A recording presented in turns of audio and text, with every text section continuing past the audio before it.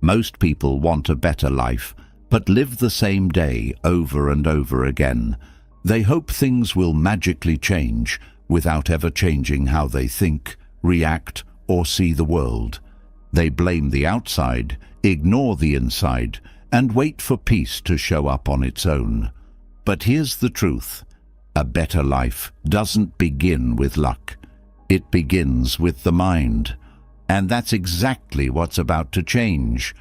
You're about to experience 4 hours of timeless Stoic wisdom, teachings that were never meant to just be read, but lived.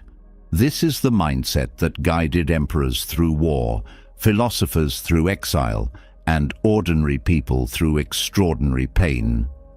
Comment, I am ready for a better life. So not only your subconscious brain, but also the universe knows. Tonight, you begin again. Let this be your quiet declaration that something inside is shifting. Now, let go. Let the noise fade, and allow these ancient voices to meet you where you are. As you fall asleep, they'll begin to shape your thinking, reminding you that happiness isn't found in outcomes, but in how you meet each moment. That peace isn't a destination, but a decision, and that the power to live better has always been within. This isn't just rest. It's a reset, and when you wake up, your life won't look different, but you will. Have you ever been in a heated argument, feeling like you're about to explode? We've all been there, whether it's a disagreement in the office, a fight with a loved one, or a heated debate online. But what if I told you there was a way to navigate conflict without using fists, figuratively or literally? The ancient Stoics, masters of emotional control and reason, have incredible strategies for facing your enemy with grace and poise. In this video, you'll discover 13 Stoic-inspired techniques to tackle conflict head-on, drawn from the wisdom of great thinkers like Seneca, Epictetus, and Marcus Aurelius. Trust me, these methods may require more patience and effort than throwing punches, but the rewards, inner peace, long-lasting solutions, and potentially transformed relationships are well worth the effort. So, are you ready to learn how to navigate conflict like a true Stoic? Remember to hit the subscribe button and the notification bell so you can see all of the videos on facing life's challenges with the timeless wisdom of Stoicism. Remember, your most significant victory lies not in external battles, but in mastering your mind and heart. Number 1. Delve into the depths of your adversary. Say you are at the edge of a furious river, the rapids foaming and churning with rage. A prudent Stoic would stop before diving in, his eyes focused on the invisible depths below rather than the churning surface. Entering your opponent's mind is the crux of the first Stoic tactic. To put it metaphorically, the intensity of the situation makes it tempting to act quickly. However, proper comprehension requires putting aside judgment and looking above the apparent surface of the issue. As Epictetus reminds us when he says, "It is not the event itself that troubles us, but our view of it." Here's how to start this examination of Stoicism. The benefits of releasing. Step away from the present, inhale deeply, mentally pan out, and examine the circumstances with dispassionate interest. Put yourself as a fly on the wall and observe the exchange objectively. This emotional separation enables more in-depth observation and more logical reasoning. Investigate their why. Pose sincere queries rather than coming up with counter-arguments. Concentrate on learning the why underlying their statements and behaviors. What drives them? What worries them? And what do they want? What life events have influenced their viewpoint? Important insights can be gleaned by asking open-ended questions such as, What brought you to this point? Or what are your underlying concerns? Examine through their lens, not agreement, but empathy. Try to put yourself in their position to comprehend their perspective, not to support their behavior. How might they perceive the circumstances? What principles and convictions motivate them? This activity aims to develop empathy, discover possible points of agreement, and experience the world through their eyes. Rather than agreeing with them, look for the secret river. Examine what's beneath the surface. Conflict frequently results from deeper problems like unfulfilled desires, fears, or injuries from the past. Consider looking past the current argument and pinpointing the underlying issues causing the conflict. What wants needs to be fulfilled? Which fears are surfacing? Recall that this is a search for understanding rather than approving their behavior. Your objective is to comprehend the layers of experience and perspective that influence the actions of your opponent. Just like a geologist studies the layers of rock to understand the terrain, you can find undiscovered common ground by practicing this Stoic depth-seeking technique. And you might also learn important things about yourself and your responses. The once raging river will become a calmer stream, with understanding and potential resolution engraved in its stones. Number 2. Choose your battles wisely. Disagreements abound in life, ranging from political arguments to arguments in parking lots. However, as the Stoics tell us, only some stones in the path require our whole focus. Getting involved in every dispute, no matter how minor, can wear us out emotionally. Thus, the second Stoic tactic urges us to pick our battles carefully. Picture yourself in front of a vast battleground. Every argument and point of contention has the potential to become a conflict. A prudent Stoic would pause, evaluating each terrain carefully before leaping into the fight. Is the battle worth it? In this skirmish, will it affect my health or the essential things to me? The following tenets of Stoic philosophy will assist you in selecting your battles. The Seneca test. Pause and consider. Consider Seneca's wise words. The greatest remedy for anger is delay. Remind yourself of the importance of pausing. Take a moment to calm down before responding automatically. Take a step back and evaluate the circumstances objectively. It's common for the heat of the moment to warp our perception, making prudent decisions challenging. Is the Epictetus inquiry still important? Consider the following crucial question for yourself. Is it not the event itself that stresses us, but our view of it? Epictetus said. Is there a genuine impact this debate is having on your morals, well-being, or something important in your life? Or is it just a tiny irritation, a stone in the road, instead of a mountain to be conquered? By concentrating your efforts on genuinely significant matters, you can address them with greater effectiveness and focus. The Marcus Aurelius principle. Quiet can be beneficial at times. Acknowledge the power of letting go.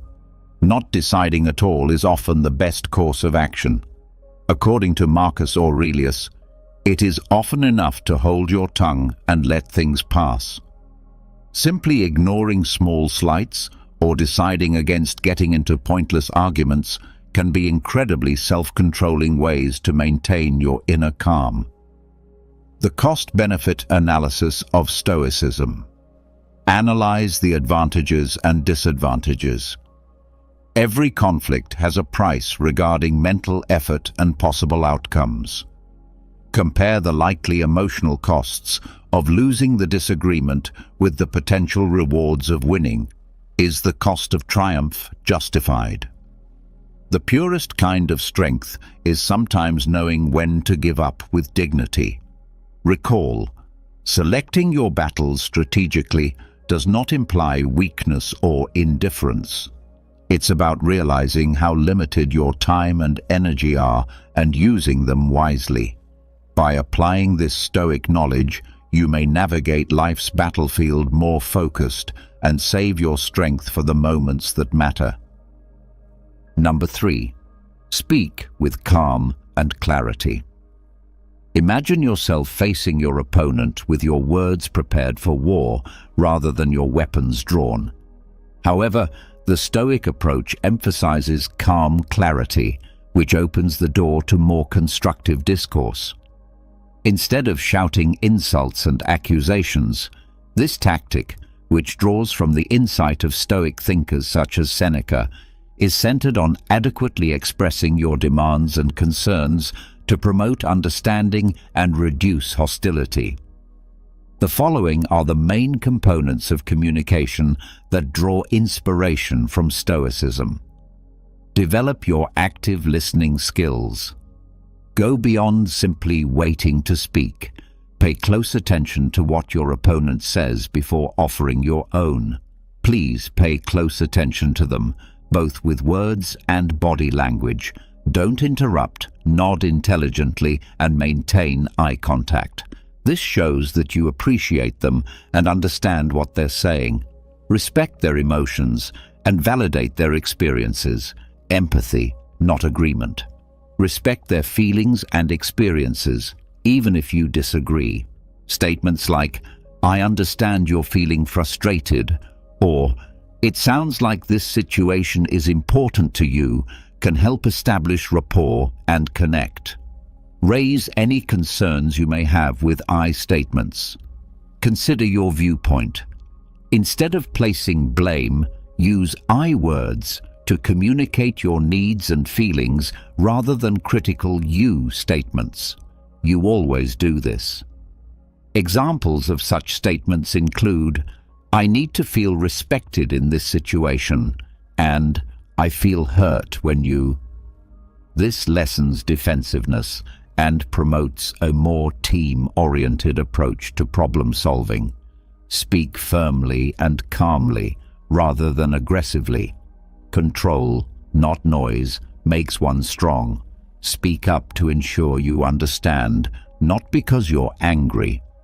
Maintain a composed tone while speaking with strength and assurance. Steer clear of insults and personal assaults. They will only make the issue worse. Put solving problems first, not points. Seek solutions rather than victories. Remember that the objective is to devise a solution that benefits both of you, not to win the disagreement. Start the discussion with a question like, "What can we do to address this together?" and center it around cooperative problem solving. How can we reach a mutually agreeable outcome? Recall that practicing calm, clear speech is a necessary skill. If you make a mistake, don't be scared to apologize and have patience with yourself. Navigating even the most difficult tasks will get easier the more positive communication you engage in. Number 4. Seek the shared path. Imagine a pair of alpinists ascending seemingly distinct peaks.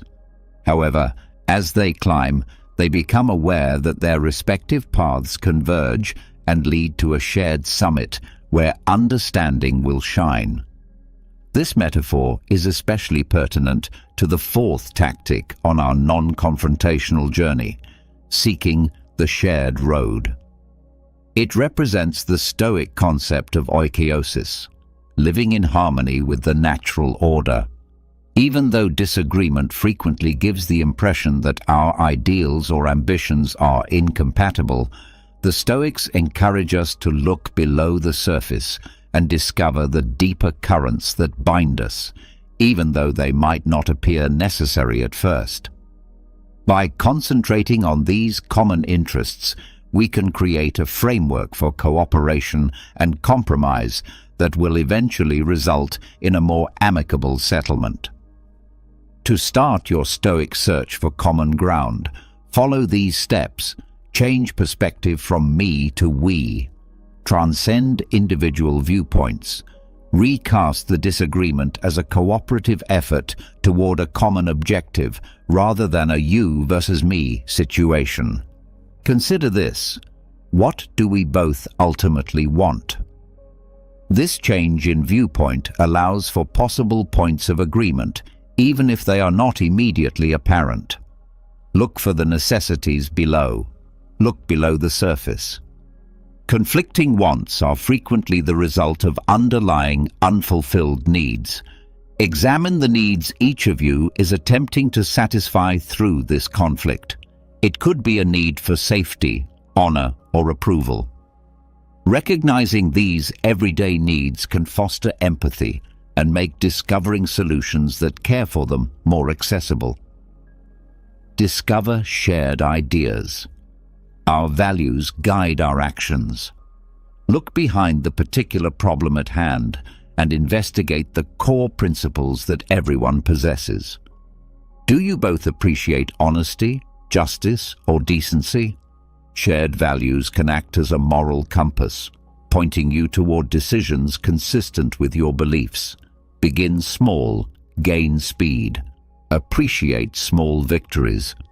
Don't count on reaching a consensus right away on everything.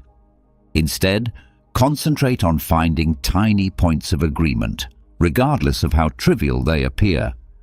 These early agreements can foster confidence and momentum, making taking on more challenging problems simpler. Recall that life is a journey rather than a destination. The key is patience. It can take time to find common ground, so be patient and understanding. Recognize accomplishments, accept failures, and remember that every step toward cooperation is a step away from confrontation. You set off on a path beyond simple solutions using this Stoic technique. By seeing the connections between your experiences and laying the groundwork for a more peaceful future, you look for a standard route. Remember that those who ascend together, guided by the light of shared ideals and interests, will reach the height of understanding. Number 5. Appeal to their inner values. Imagine yourself before a massive oak tree, its roots firmly entwined with the soil. It will take more than just raw force to move the oak. On the other hand, a prudent Stoic would be aware of the influence of the elements, such as wind and water, which might subtly nudge something toward its ideals by whispering in its ear. This metaphor exemplifies the Stoic tactic of appealing to inner ideals, a potent instrument for skillfully and peacefully resolving disputes. We direct our attention to the rich soil of their values and ideas rather than taking direct aim at their persona. Understanding and respecting their inner compass can produce solutions consistent with their fundamental beliefs. This will eventually result in more sincere buy-in and long-lasting agreements. To start your Stoic journey towards value-driven persuasion, follow these steps. Expose the value landscape. Develop into a valuable archaeologist by conducting research before formulating your case. What principles do they adhere to? What values direct their behavior? Keep an eye on what they say and do, and note what they affirm, deny, and laud. This facilitates creating a map of their value-scape. By pointing out possible connections, close the value divide. Identify the common theme. Avoid assuming their values are completely at odds with yours. Seek out common ideals, even if they don't seem to fit the circumstances at hand. You both appreciate duty, honesty, and fairness. Finding these common values acts as a link, enabling you to present your case in a way that appeals to them. Talk in their vocabulary. After you clearly understand their values, adjust your message to fit them rather than trying to trick them. Talk in a way that expresses their interests and worries. This is telling your values in a way that is consistent with theirs, creating a sense of common ground rather than compromising your own. Don't just tell, show. Since deeds speak louder than words, show them how your solution embodies their beliefs rather than merely explaining them. Give specific instances, anecdotes, or previous deeds demonstrating how your strategy embodies the essential principles. This strengthens and humanizes your case. Recall that respect is essential. Seek comprehension rather than dominance. Always be respectful and understanding during this process.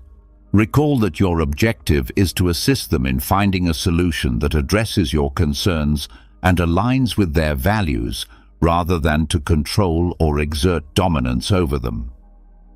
Using this Stoic technique, you become a competent navigator instead of a warrior brandishing words, leading your adversary to a place they can genuinely believe in. Recall that fundamental transformation arises from resonance with the values that sculpt an individual's identity rather than from coercion.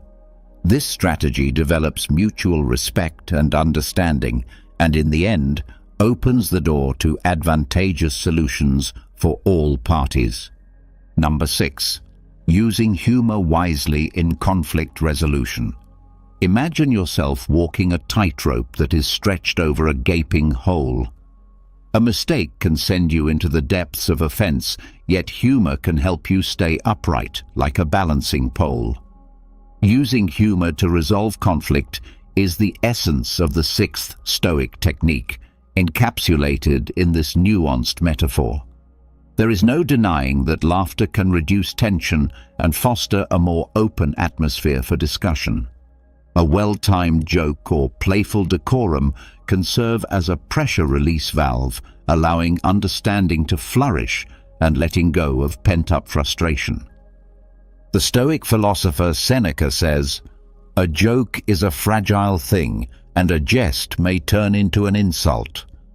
We must use comedy with deliberate caution to fully realize its possibilities. Here are some guidelines to help you smoothly navigate the comedic tightrope. Recognize your audience.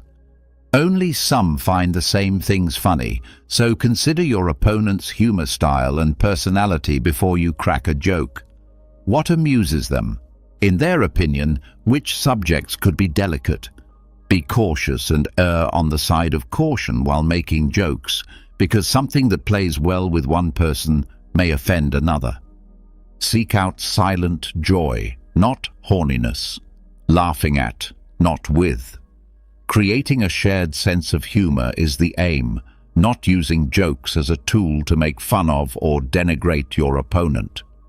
Humor that belittles oneself is frequently a safer bet, since it demonstrates humility and a readiness to own up to mistakes. The timing is crucial. After reading the room, reread it.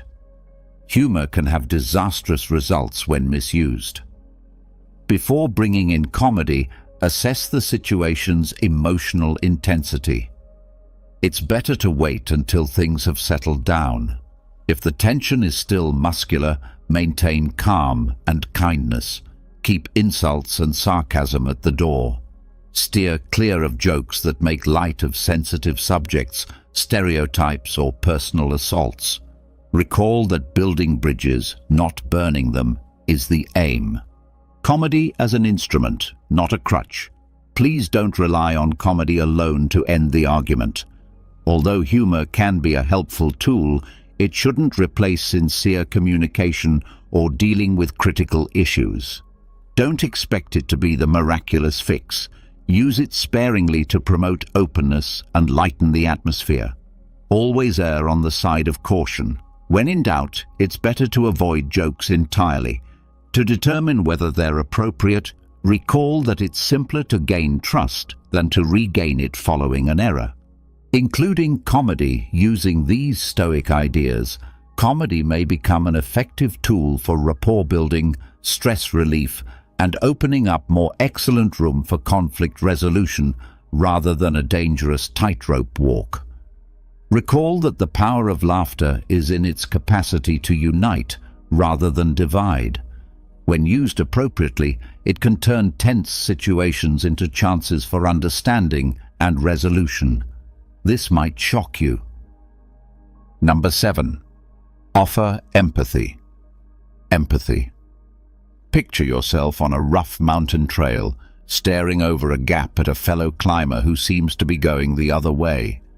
Their annoyance and rage crackle through the valley like a windstorm. Instead of hurling arguments across the vacuum, the Stoic approach would be to descend gradually, bridge the gap, and extend an understanding hand. This is the core of the 7th strategy, the Stoic principle of expressing empathy. Empathy is a valuable tool for resolving conflicts amicably, even during heated arguments, as Marcus Aurelius recommends. We can create genuine connections and open the door to a more fruitful conversation by acknowledging the other person's sentiments and validating their experiences. Here's how you develop this superpower of Stoicism. Change the perspective from me to them. See the world through their eyes. Try to comprehend the situation from their point of view rather than concentrating just on your own. What life events have influenced their emotions? What insecurities or concerns could be motivating them? This change in perspective encourages empathy and enables you to recognize their distinct reality. Pay attention to the above words. Listen to the words not spoken. It's essential to pay attention to both verbal and non-verbal cues when communicating with others. This includes things like body language, tone of voice, facial expressions, and spoken words. It is vital to comprehend the information being transmitted and react accordingly. These frequently disclose deeper feelings that their words may have obscured. Try to understand while actively listening without passing judgment. Recognize, don't pass judgment. Appreciate their emotions rather than their behavior. Even if you disagree with them, let them know you are aware of and sympathetic to their feelings. I understand why this situation is important to you, or it sounds like you're feeling frustrated, are phrases that can significantly increase trust and decrease defensiveness. Look for the hidden pain. Find the source of the disagreement. Anger and irritation are frequently the result of deeper emotional scars. Look into any potential sources of pain, fear, or insecurity for them. A deeper understanding makes it possible to address the underlying cause rather than simply the symptoms. It also builds empathy. Recall that gratitude is not agreement. Walk along with them, not in front of them. Showing empathy does not imply endorsing their behavior or sacrificing your moral principles. It's as simple as recognizing their viewpoint and establishing an environment encouraging sincere dialogue. You can handle the disagreement with dignity and understanding, even if you disagree. You create a bridge of understanding rather than merely a bridge across an abyss of conflict. When you adopt this Stoic concept of empathy, you put yourself in their position to connect rather than pass judgment, and there's hope for actual resolution in that connection, not only for the here and now, but also for how you deal with each other moving forward. So, come down from the mountain, reach out, and give the gift of empathy. Together, you might be taken on an unexpected excursion. Number 8. Embrace the art of compromise. Imagine yourself before a massive oak tree, its branches obstinately waving in the breeze. It could take a lot of force to get the oak to bend to your will, which could hurt the tree and you. A more prudent strategy that draws from Stoic philosophy is learning the art of compromise, bending and adapting to find a way for the wind and the oak to coexist peacefully. Hard views and absolutes are rarely conducive to successful conflict resolution. Epictetus states, "Seek not to have things happen as you wish, but rather wish them to happen as they do, and you will live a tranquil life." The ability to discover answers that at least partially meet your problems and those of your opponent is a sign of true power. The following is how you can practice this Stoic art. Change me to we. Reframe the conflict as a cooperative endeavor. See the situation as a chance to devise a solution that works for everyone rather than as a rivalry. This change in viewpoint allows for more harmonious results and innovative approaches to problem solving. Identify common objectives. Look for common ground, even if it appears obscure. Examine your shared goals in the long run and see past the current argument. Maybe you both have the same values: fairness, respect, or a productive working environment. Finding these common objectives lays the groundwork for reaching a compromise. Set priorities and have the will to let go. Only some details matter equally. Only some features of the circumstances are worth dying for. Decide what is most important and be prepared to give in on less important things. This enables you to concentrate on identifying answers that deal with your main issues. Determine the win-enough or win-win solution. Look for win-win solutions. Instead of focusing on a win for one party, try to find a solution where all parties feel their requirements are understood and somewhat met in the long term. This lessens animosity and promotes a feeling of justice. Recall that life is a journey rather than a destination. Patience and flexibility are key. Compromises are rarely a one-time thing. Be ready to review the agreement if something changes or new information becomes available. A durable compromise requires open communication and a readiness to change. Accepting the Stoic art of compromise keeps your demands and principles intact. Instead, you exhibit strength, adaptability, and a dedication to coming up with solutions that work for everyone. You understand how to live in a dynamic equilibrium condition, not resistance. Like the wind and the oak, which benefits everyone by bringing about a more tranquil and harmonious outcome. Number 9. Seek external aid without shame. Picture yourself tangled up in a thicket of thorns, the branches blocking your path as they twist and twirl. No matter how hard you try, advancement feels unattainable. This aggravation frequently resembles the sense of being trapped in a dispute where communication breaks down and a settlement seems impossible. However, the Stoics remind us that we are not alone, even in these situations. The 9th tactic strongly emphasizes asking for outside assistance as evidence of our dedication to forging a positive course of action rather than as a show of weakness.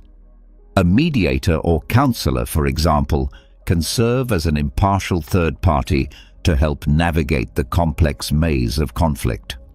Just as a Stoic philosopher leads their students toward knowledge, they can offer a controlled environment for discussion, guaranteeing that each side is heard and valued.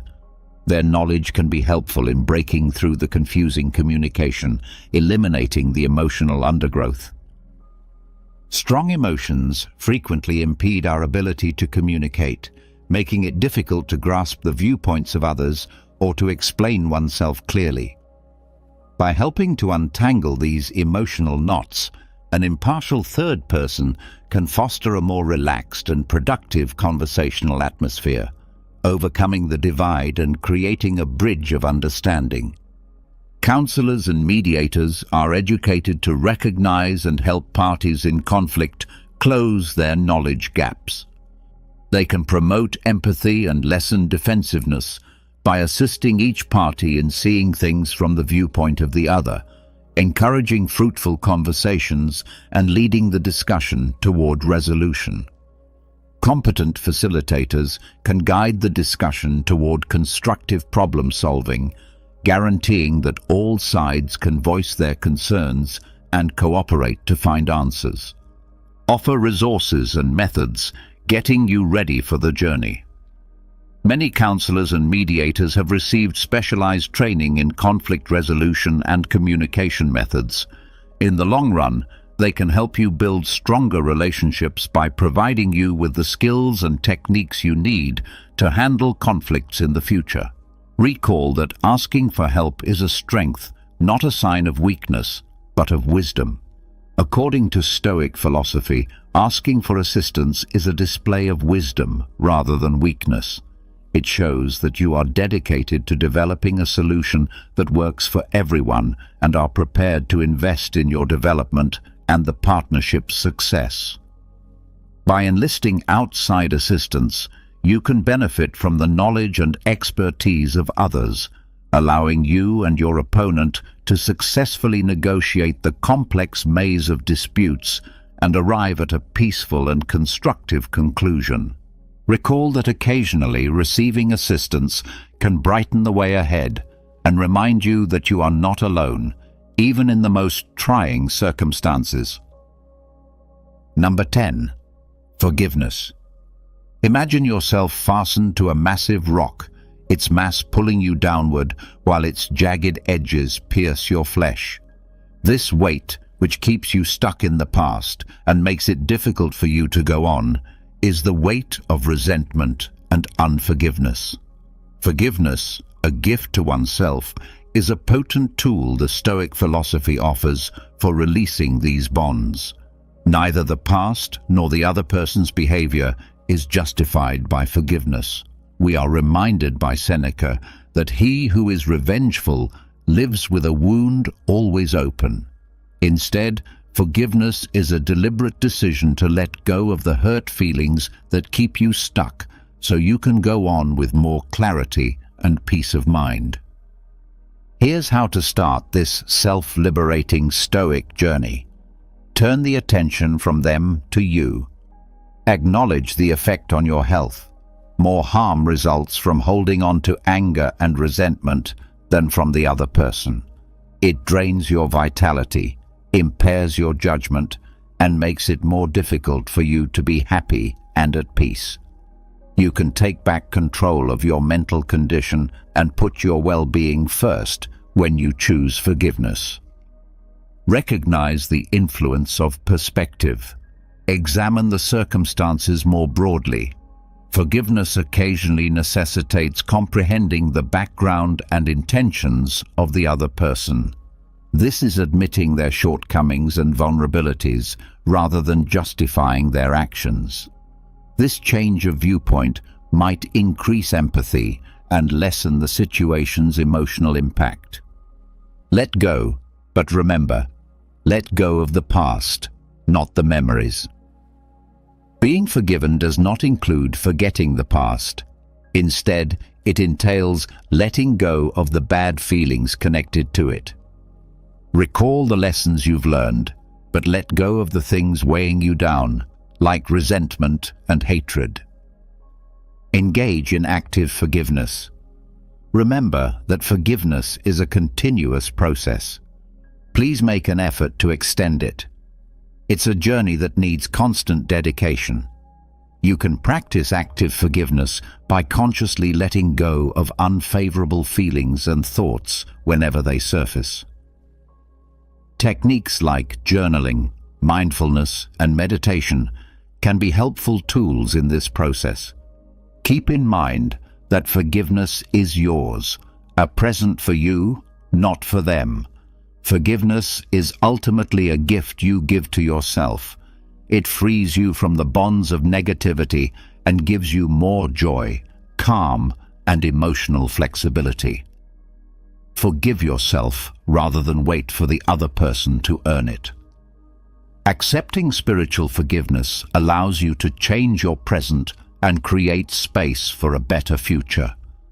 Rather than erase the past, you choose to walk the road of peace and self-compassion, releasing yourself from the bonds of bitterness and anger. Recall that showing forgiveness demonstrates your strength and dedication to your well-being, not weakness. Thus, exhale deeply, let go of the weight, and advance into a future offering more independence and inner serenity. Number 11. Growth from the ashes of conflict. Think of a phoenix that has undergone conflict and grown stronger and wiser. The spirit of the 11th Stoic strategy, using conflict as a catalyst for personal growth, is embodied in this potent metaphor. Remember Epictetus's advice, to make the best use of what is in your power and take the rest as fixed and beyond your control. Through introspection and self-evaluation, you can turn disagreement into a learning opportunity and a springboard for personal growth. Here's how to start this life-changing adventure. Adopt a learning attitude. See obstacles as opportunities. Change your mindset from perceiving conflict as a bad thing to perceiving it as an opportunity to develop and learn. Be open to analyzing your actions and inadequacies and approach the situation with an open mind. Make your excavation. Identify the underlying causes. Give careful thought to how you fit into the conflict. What made you react the way you did? Which principles or convictions was the situation at odds with? Which feelings became dominant, and how did they affect your actions? Sincerity is crucial in understanding your habits and triggers, so consider these questions carefully. Determine doable domains from contemplation to implementation. Don't let reflection get you down. Convert your observations into actionable suggestions for enhancement. Did you need help communicating effectively? Think about honing your active listening techniques. Were your feelings too strong? Investigate mindfulness practices to improve emotional control. Seek guidance and criticism. Learning from reliable mentors. Look for a loyal friend, therapist, or mentor who can encourage your personal development and provide unbiased input. Talking to a third party about your experiences and observations might help you see things differently and promote responsibility.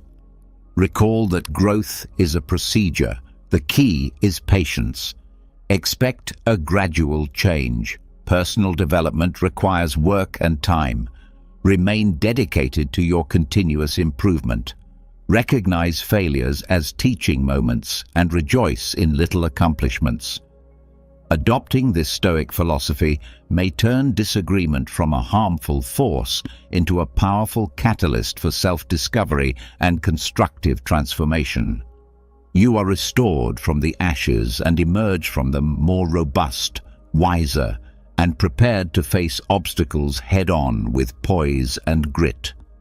Recall that you can learn and develop, and that even the most trying circumstances can serve as stepping stones to becoming the finest version of yourself. Number 12. Setting boundaries.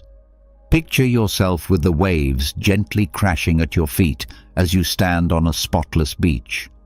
But hold on, someone is invading your personal space and upsetting you.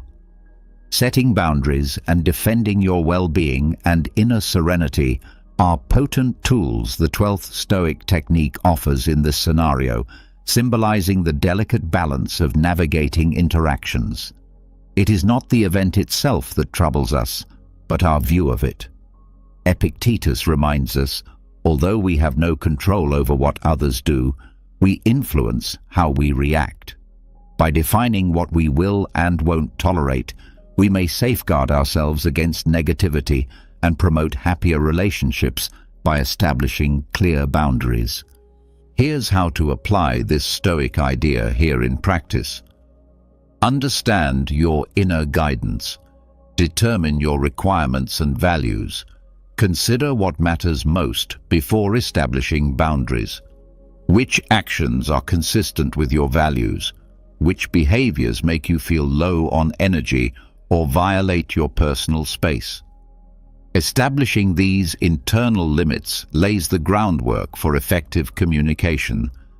Communicate respectfully and clearly. Words, not walls. Steer clear of ambiguous statements and passive-aggressive behavior.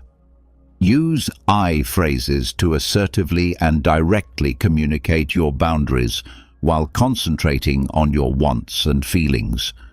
Recall that cultivating cooperation and understanding requires polite communication. The secret is consistency. Consistency is vital. Once you set boundaries, be steadfast, like a lighthouse.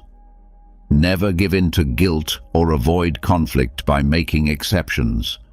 You gain respect from others and show yourself respect by sticking to your boundaries. Get ready for opposition. Recognize that not everyone will be amenable to your boundaries. Prepare yourself for possible resistance by politely restating your position and stressing how important it is to honor your requirements. Recall that boundaries give you power. Self-care is the key to freedom. Establishing limits is necessary to safeguard your mental and emotional health, not to be selfish. You can set an environment where you can grow by protecting your space and energy, which aligns with Seneca's goal of living with a cheerful heart and a grateful attitude. Adopting this Stoic idea creates a lighthouse that leads you and others to more respect, transparent communication, and eventually happier and more satisfying relationships. Instead of building walls, recall that creating boundaries gives you the power to live a life full of inner freedom, respect, and tranquility. It's an act of self-love. Number 13. Remember, you control your reactions. Imagine yourself in a violent storm with the waves smashing around you and the wind ripping. Although the storm's wrath is beyond your control, you can choose to handle it. This potent analogy captures the spirit of the 13th Stoic tactic: to remember that you are in charge of your responses and not the events around you. The Stoics remind us that real strength comes from dominating our inner world rather than exerting force over the outside world. Epictetus states, "It is a shame for the soul to depend on the body for satisfaction." We gain inner calm despite life's storms by concentrating on our reactions, which we can control. Here's how you develop this superpower of Stoicism. Determine what triggers you. Recognize your emotional terrain. Think briefly about the circumstances or activities that usually make you feel bad. Are there some phrases, people, or situations that get under your skin? The first step in controlling these triggers is acknowledging them. Take a moment to breathe. Make room between the stimulus and the response. Decide to wait before acting on impulse. Inhale deeply and give yourself space to observe and evaluate the circumstances quietly. This gives you room to make deliberate decisions and keeps your emotions from controlling what you do. Shift your viewpoint. Change the perspective, not the facts. Our reactions are frequently influenced more by how we interpret situations than their actual occurrence. Examine other viewpoints and confront your automatic beliefs. Can this situation be solved? What good things are you able to concentrate on? Select your reaction carefully. React. Don't overreact. After you've collected yourself and adjusted your viewpoint, consider your options carefully before responding. Does it help you to react with rage or frustration? Would being composed and aggressive work better? Recall that you can exacerbate or de-escalate the situation depending on how you respond. Exercise, exercise, exercise. Learning to control your reactions is a process that takes time and effort, just like any other ability. It takes consistent practice. By experimenting with varied responses in challenging situations, you can progressively increase your emotional resilience and self-control. You do not become docile when you adopt this Stoic idea. You gain strength. You learn to ride out life's storms with courage and grace, discovering inner peace in conquering your reactions rather than trying to dominate the outside world. Recall that peaceful power over your thoughts and feelings is the genuine test of strength, not control from without. Thus, maintain your composure under pressure, make intelligent decisions, and face life's storms with the steadfast poise of a Stoic sage. These Stoic-inspired techniques can help you turn disagreement from a place of fighting into one of learning, understanding, and inner calm. Recall that the real triumph is not about defeating your opponent, but about controlling your feelings and becoming a stronger, more confident version of yourself. Have you ever experienced a moment of such intense anger that you felt completely out of control? Perhaps when someone said something hurtful or acted in a way that deeply upset you. Have there been days when even a simple glance or a passing remark made it feel as though the entire world was against you? In today's rapidly moving and pressure-filled world, it's incredibly easy to become overwhelmed by negative emotions, from minor irritations to full-blown rage. But is there truly a way to remain steady in the midst of emotional chaos? Is it possible to live a life of calm and composure, untouched by the actions or words of others? Can we really protect our inner peace from external disturbances? Stoicism, an ancient yet deeply relevant school of philosophy, offers profound and enduring wisdom for this very challenge. Thinkers like Marcus Aurelius, Epictetus, and Seneca endured unimaginable hardships, yet they managed to preserve a state of inner calm by embracing the principles of Stoic thought. Today, we'll delve into 7 practical approaches designed not just to help you manage your emotions, but to truly master them, to gain unwavering control over your inner world. What I'm about to share goes far beyond theoretical musings. These are timeless lessons drawn from the depths of Stoic philosophy, carefully transformed into practical insights that you can apply immediately. So I encourage you to stay with me throughout this journey, because even embracing just one of these approaches can lead to a powerful and immediate shift in your life. Let's begin by talking about the idea of embracing willingness in life. One of the foundational principles of Stoicism that leads to deep inner tranquility is the practice of fully accepting whatever life brings our way. Now, this doesn't mean we have to enjoy every situation or agree with everything that happens. Instead, it calls us to meet each circumstance with openness and a lack of resistance. Marcus Aurelius, in his Meditations, encourages us to accept the things to which fate binds us and to love the people fate connects us with, but to do so wholeheartedly and sincerely.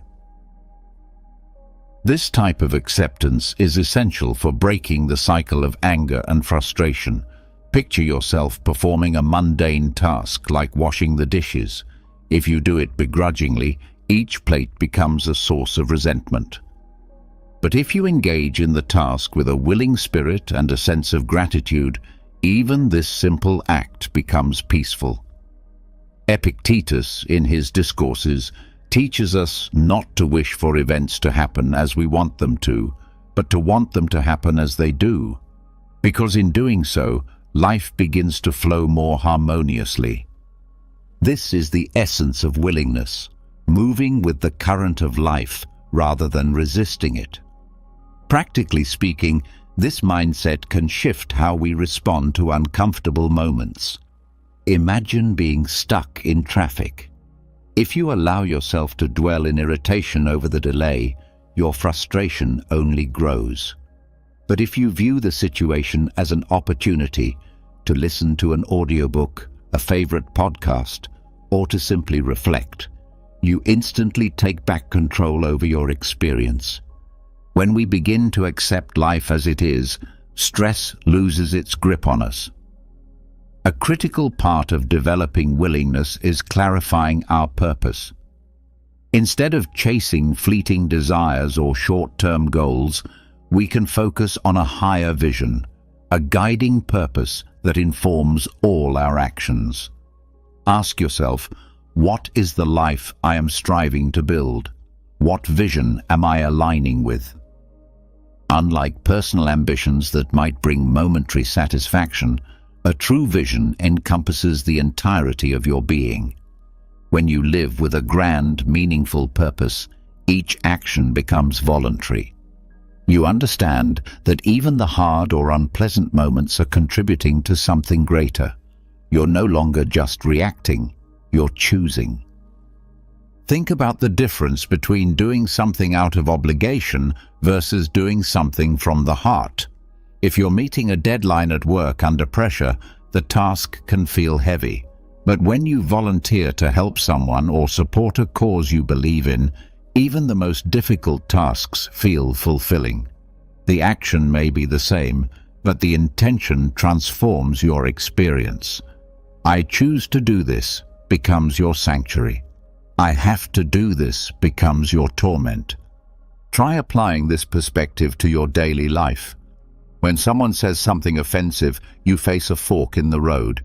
You can let that comment dictate your emotions and lash out in anger, or you can see it as a moment to practice acceptance and inner strength. Remind yourself, this person is acting according to their own character, but I choose not to let it disturb my own. Accepting life's circumstances as they unfold does not mean giving up on self-improvement or letting go of the drive to better your circumstances. Rather, it means recognizing that while some things are beyond your control, your response is always within your power. This understanding is incredibly freeing. It reduces stress and empowers you to focus your energy where it matters most. For instance, if you're criticized at work, you can take it as a personal attack, or you can see it as an opportunity for growth. Your peace of mind isn't determined by what happens to you, but by how you interpret and respond to it. Embracing willingness is a process. It doesn't happen overnight. Start small. Accept when you make a mistake. Welcome life's little challenges as opportunities to strengthen your character. Learn to greet inconveniences with calm and patience. As you gradually develop this mindset, you'll find that anger has less power over you. External circumstances won't shake you as easily. Instead, you'll discover a growing, quiet power within yourself, the kind of power that allows you to live life by your own design. Now let's talk about the second principle, the importance of stopping the habit of judging others. Have you ever paused to reflect on why it's so easy to feel annoyed, frustrated, or angry with the people around you? It often comes down to a simple truth. We are constantly judging others. Think about how many times a day you tell yourself that someone is rude, selfish, slow, or untrustworthy. These judgments don't just affect how we view others, they create emotional turmoil within us. From a Stoic perspective, letting go of judgment is one of the most effective ways to free ourselves from unnecessary emotional suffering. Humans naturally interpret the world through their own subjective lens. When someone acts in a way that doesn't align with our expectations, our instinct is to label them, to assign blame, fault, or flaw. Let's say someone is driving slowly in front of you. The first thought might be that they're being thoughtless or stupid. But what if they're a new driver? Or what if they're driving carefully because they have children in the car? The reality is that external events do not dictate our emotions. It's our interpretation that does. Judging others adds an unnecessary emotional burden. These judgments aren't just passing thoughts. They are seeds that grow into frustration, anger, and resentment. Take, for example, a coworker who often arrives late. If your judgment is that they're lazy or inconsiderate, your irritation will build with each passing day. But if you take a moment to consider that they might be caring for someone who's unwell or facing struggles you don't know about, your attitude softens. This shift in perspective doesn't mean you're excusing poor behavior. It means you're choosing not to let it rob you of your peace. You begin to see that judging others does more harm to you than to the person being judged. By releasing the need to label others, you unburden your mind and heart. When we stop judging, we open the door to greater compassion, not just for others, but for ourselves as well. Stoicism teaches us that we can't control other people's actions, but we can always choose how we respond. When we judge less and understand more, we create space for patience, empathy, and emotional resilience. This doesn't mean abandoning discernment or allowing others to walk over you. It means stepping back from the reflex to immediately categorize someone as good or bad based on a single action. People are complex, just like you. Everyone has struggles, insecurities, and reasons behind their behavior. Ultimately, letting go of judgment is about choosing peace over irritation. It's about freeing yourself from the emotional chains that come with trying to control or define others. When you stop judging, you stop absorbing unnecessary negativity. And in that space of neutrality, you find clarity, calm, and strength. Stay with me as we continue exploring more powerful Stoic practices that can transform not only your emotional world, but your entire life. These teachings aren't just about philosophy. They're about creating a life of stability, depth, and enduring inner peace. Stoicism doesn't instruct us to ignore our problems. It teaches us to see them with greater clarity and understanding. Marcus Aurelius wisely observed that we always possess the option of withholding our opinion. There is never a true necessity to become agitated or to disturb your inner peace over matters beyond your control. No one is entirely virtuous or completely flawed. People are a blend of actions, influenced heavily by their life experiences, surroundings, and level of awareness. Think back to a time when you didn't show up as your best self. Maybe you were exhausted, overwhelmed, or just having a particularly rough day. In the same way, others' actions are rarely a reflection of who they are at their core, but more often a response to the situations they're facing. In the right environment, even someone with many faults can demonstrate surprising kindness. On the flip side, even those who are usually composed and kind can falter under pressure. Consider this. You're at a restaurant and the server accidentally spills water across your table. Your immediate reaction might be irritation or anger. How careless! But if you take a moment to pause and reflect, considering the possibility that they might be having an exceptionally difficult day, your emotional response changes. You feel lighter. This is the quiet but profound power of releasing judgment. Not only does it lift the burden of discomfort from your shoulders, but it also deepens your empathy toward others. To be clear, letting go of judgment doesn't equate to justifying wrongdoing. It means choosing not to let the actions of others take control of your inner world. You can still recognize poor behavior and distinguish right from wrong without allowing negativity to poison your mind. As Marcus Aurelius also noted, the best form of revenge is to remain unlike the one who committed the harm. The most dignified and powerful response to being wronged isn't retaliation, it's maintaining your grace and self-control. So how do we put this principle of non-judgment into action? The first and most essential step is awareness. When you notice yourself beginning to form a judgment about someone, ask yourself honestly, is this thought necessary? Is it helping me in any meaningful way? Then try to shift your point of view. Put yourself in the other person's situation. What might they be going through that you don't see or understand? Remember too that the richness of life comes from diversity.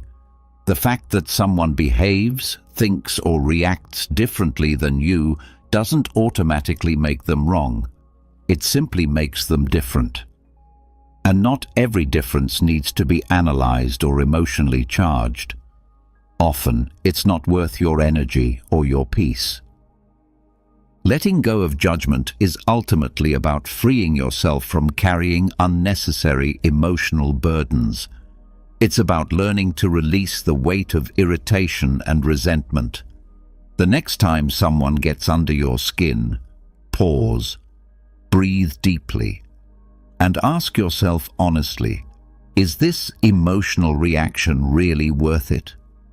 You'll begin to notice that by choosing empathy and perspective over assumption and judgment, you not only become more compassionate toward others, but also extend greater kindness to yourself.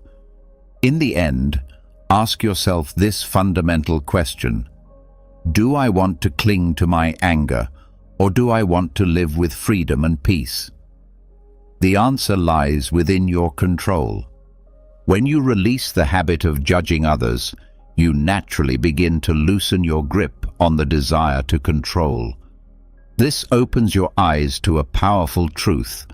Much of the tension and disappointment in life comes from our expectation that others should behave according to our preferences. But life doesn't function on our terms. People, with all their complexities and unique circumstances, act based on their own motivations, many of which we may never fully comprehend. This brings up a deeper question. Is control truly the path to peace? Or does peace arise when we let go of the need to control? This question strikes at the very heart of Stoic philosophy. Instead of expending energy trying to reshape what lies beyond our reach, we can choose to accept things as they are, and in doing so, free ourselves from much of life's unnecessary stress. You can't dictate the direction life takes, but you can always govern how you respond. Imagine you're driving during peak traffic hours. The roads are jammed, the horns are blaring, and you're about to be late. You feel frustration bubbling up. Why can't people drive better? Or, why is the traffic always like this? But the truth is, you can't alter how others drive or instantly clear the roads. What you can control, however, is your mindset. You can choose to become agitated, or you can take a breath and accept that this situation is simply outside your influence. Though it might seem straightforward, the act of letting go of control can radically transform your daily experience. Think of a mother who constantly worries about her child's academic performance. She wants the best and fears failure. But no matter how deeply she cares, she cannot take the exams for her child, or picture an employee frustrated with their boss's decisions. No matter how much they disagree, they can't force their boss to think differently. Much of our emotional distress arises from pinning high hopes on things we can't control. When those expectations go unmet, disappointment and resentment naturally follow. I once knew a young entrepreneur who poured his soul into developing a new tech product. His vision was ambitious. He wanted to revolutionize an entire industry. But when he finally launched the product, the market response was lukewarm at best. He was crushed. He blamed the customers for failing to grasp its brilliance and suspected rivals were sabotaging him. This mindset kept him trapped in bitterness. During a conversation, I encouraged him to shift focus. Instead of brooding over what others weren't doing, what could he do differently? Slowly, he began to refine his approach, adjusted the product, and embraced the slow, often humbling journey of growth. By focusing only on what was within his control, he found new clarity, regained his creative spark, and eventually surpassed his earlier goals. This is the essence of Stoicism in practice, recognizing when you're placing energy into the unchangeable and choosing instead to focus on what you can influence. In moments of stress, ask yourself, is this within my control? Am I improving the situation by reacting this way, or am I making it worse? These aren't just philosophical questions, they're practical tools for emotional clarity. Letting go of control doesn't mean you give up or resign yourself to passivity. It means directing your energy wisely toward your thoughts, your emotions, and your actions. Imagine rowing a small boat down a river. You can't stop the current, but you can learn to steer with precision, adjusting to the flow and moving forward with ease. A valuable Stoic practice for this mindset is premeditatio malorum, the premeditation of adversity. Each morning, spend a moment imagining potential setbacks, a delayed train, a cancelled meeting, a friend letting you down. By anticipating these possibilities, you make peace with them before they even occur. When they do, you'll find yourself far more prepared to accept them calmly. Letting go of control isn't a weakness. It's an extraordinary act of strength. It's a form of freedom. When you stop clinging to what you can't hold, you create space for peace, creativity, and inner power. Begin with small steps. Resist the urge to argue someone into agreeing with you. Stop replaying the past. Stop grasping for guarantees in life. Life is like a river, always flowing, often unpredictable. But when you learn to stop resisting and instead navigate with grace, you discover that peace isn't something you need to chase. It's something you create, moment by moment, choice by choice. When people don't act the way we expect them to, it's easy to feel upset or disappointed. But have you ever paused to wonder why we even expect perfection from others or the world around us? According to Stoic philosophy, this expectation of perfection is not only unrealistic, but also a major source of emotional suffering. The idea that everything should go according to our standards is an illusion, and by recognizing this, we begin to free ourselves from the negative emotions that arise when reality doesn't meet our demands. Reflect on your experiences. Have you ever been let down because a coworker didn't do their part, causing setbacks in your own work? Or maybe you felt hurt when someone close to you didn't keep a promise or said something unkind. These situations are not rare, yet we often react with the assumption that people should be flawless. But is that a fair expectation? The Stoic philosopher Epictetus teaches that it's not the events themselves that disturb us, but rather our judgments about those events. Our anger and frustration don't come from what people do, but from how we choose to view their actions. The world is naturally messy, unpredictable, and flawed. It was never meant to function according to our preferences. Trying to mold it to our will only leads to suffering. Let's consider a specific case. Imagine you spent days preparing for a vital presentation.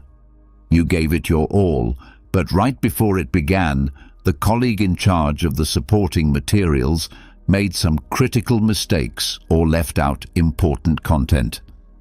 The initial reaction might be overwhelming frustration. You might think, how could they be so careless after all my effort?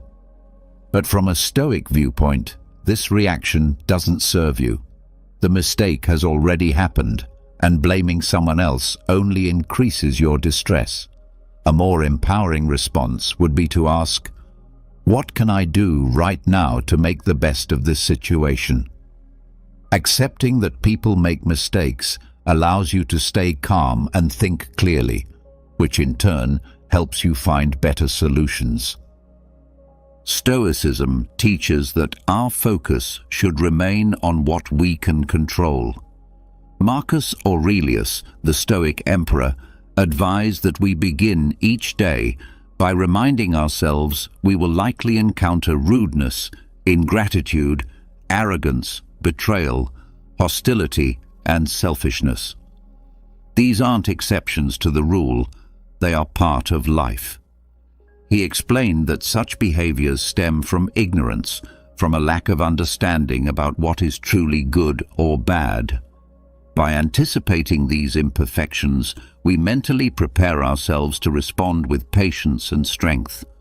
This isn't about being negative, it's about being realistic and equipping ourselves emotionally to handle life's unpredictability. Embracing the world's imperfections can also change the way we handle everyday conflicts. When someone fails to keep a promise, rather than immediately feeling betrayed, you can remind yourself that everyone is fighting battles you can't see. If you're feeling misunderstood, resist the urge to become defensive. Instead, calmly try to clarify your thoughts.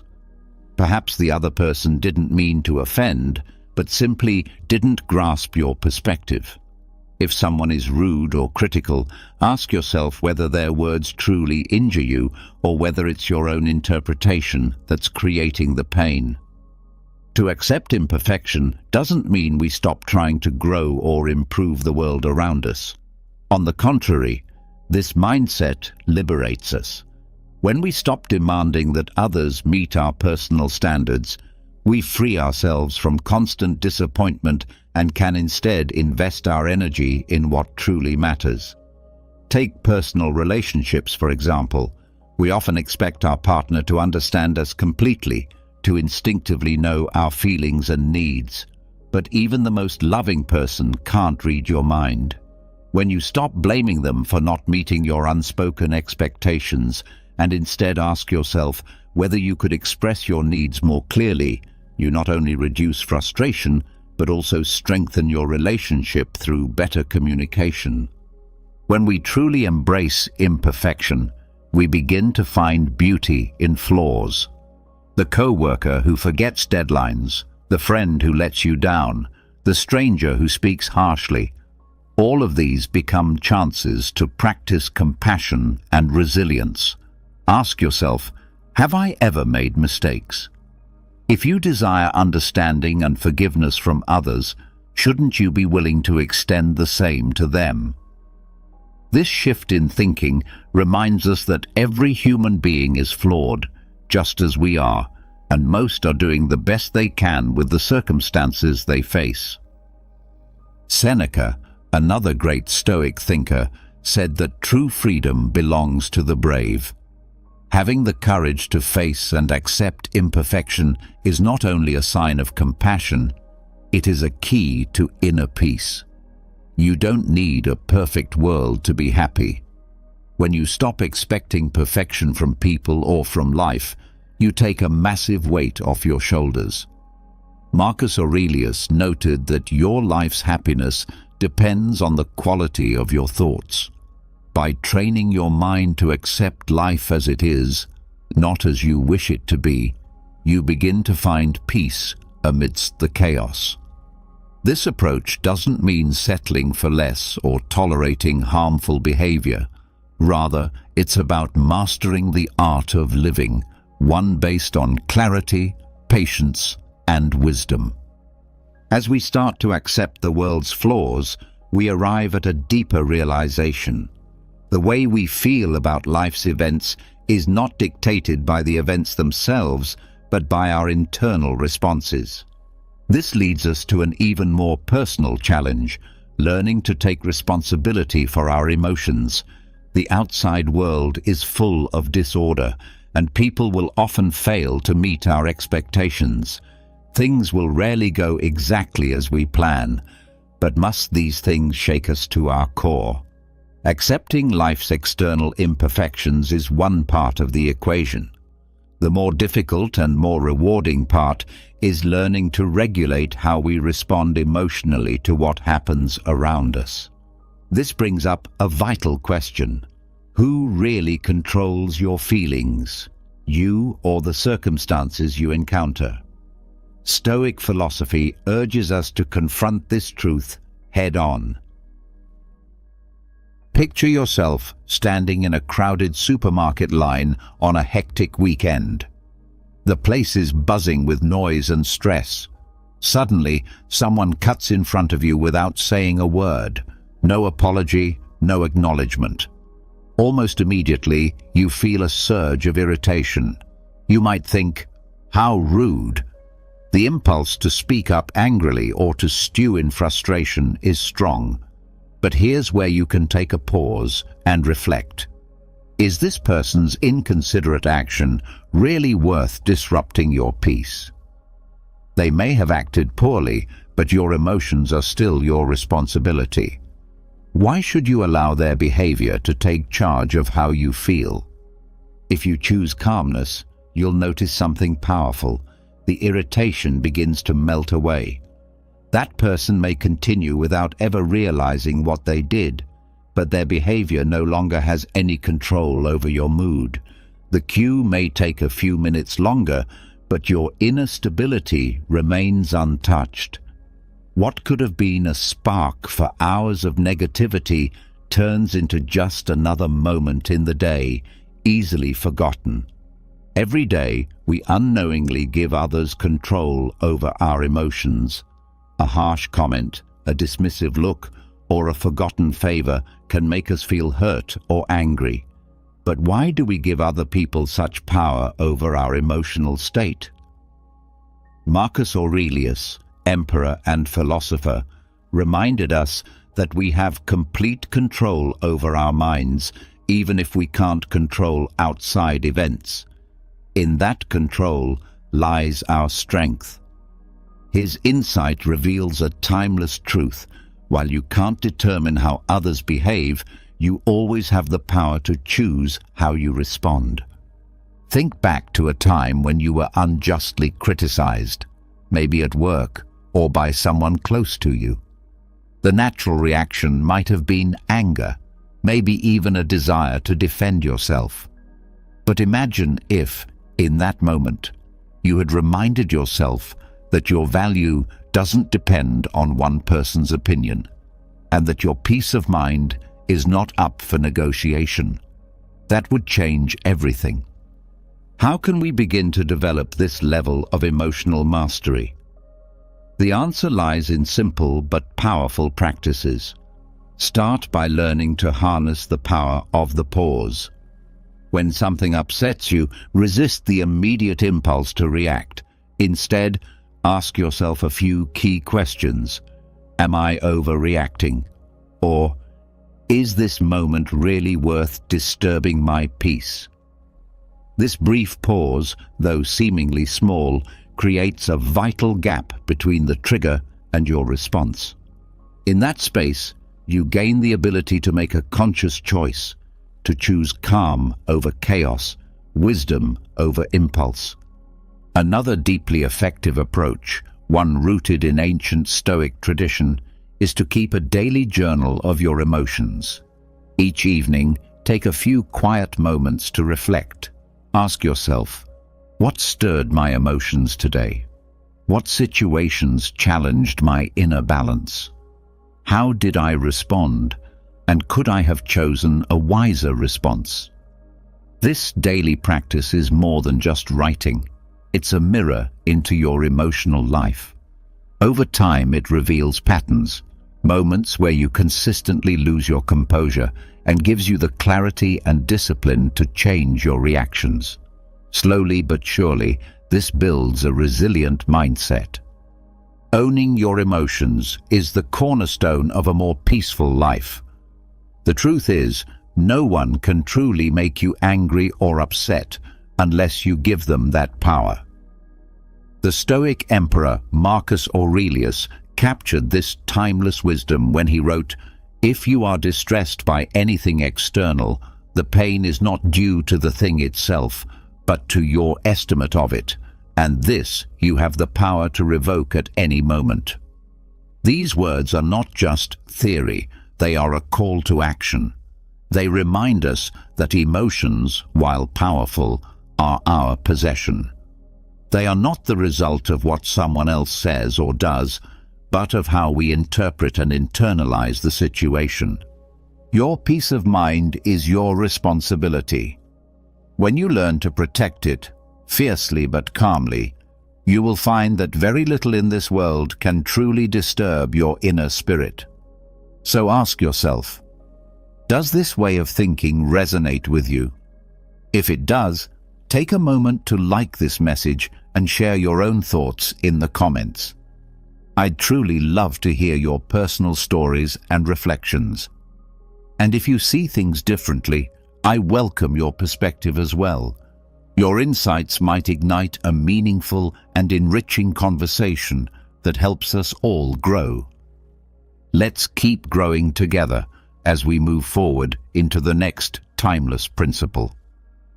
Lesson number 6. Practice non-reaction. In life, unexpected moments often catch us by surprise. A colleague might publicly criticize you during a meeting, leaving you stunned and embarrassed. A stranger may rudely cut in front of you in a line you've been patiently standing in. Or someone might throw a sharp and careless remark your way, leaving you feeling offended or even angry. These types of encounters, though they may seem small, can easily shake your mood and stir up feelings of resentment and frustration. But is there a better way to handle such moments? Is there a way to remain grounded and composed, even when others act out of line? The answer lies in mastering the ancient yet powerful art of non-reaction. Epictetus, one of the great voices of Stoicism, once said, "It's not what happens to you, but how you react to it that matters." This simple truth holds immense power.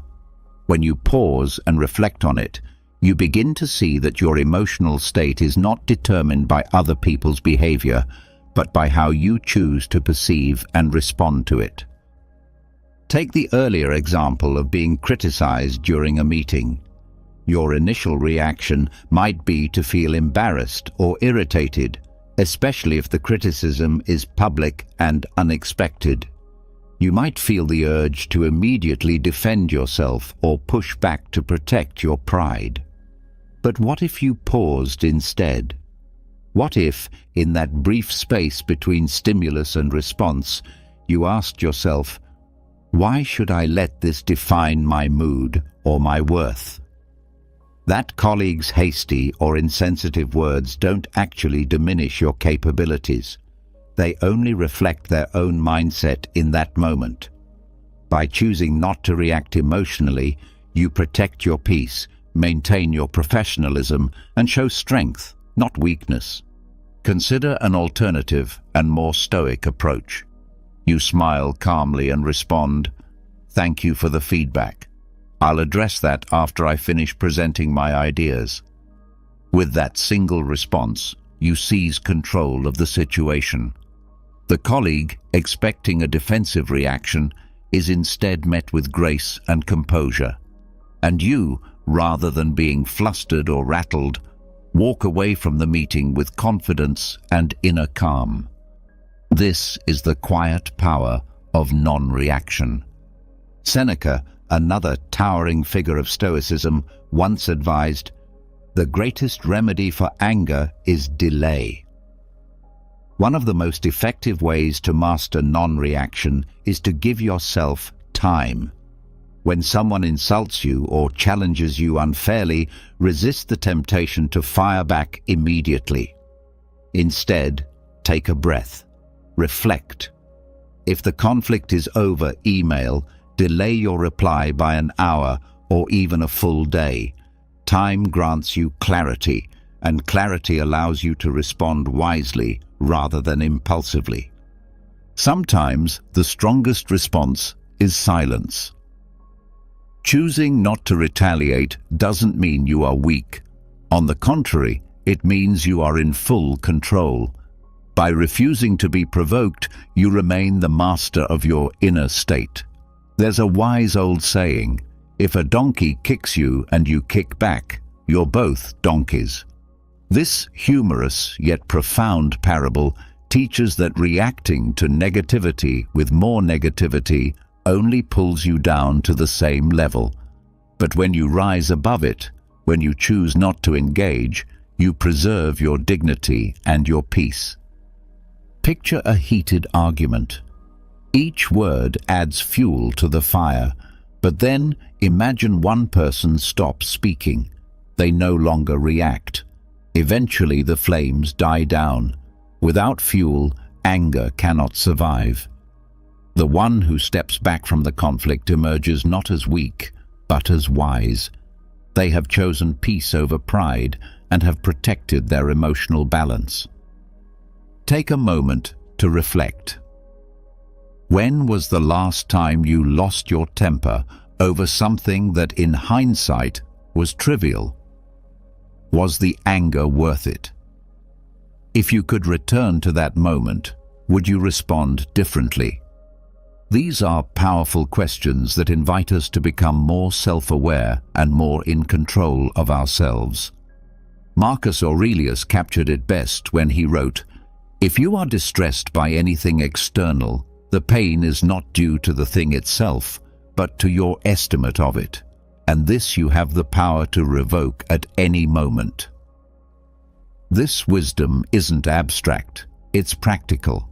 It means that even in the chaos of life, you always have the power to reclaim your peace.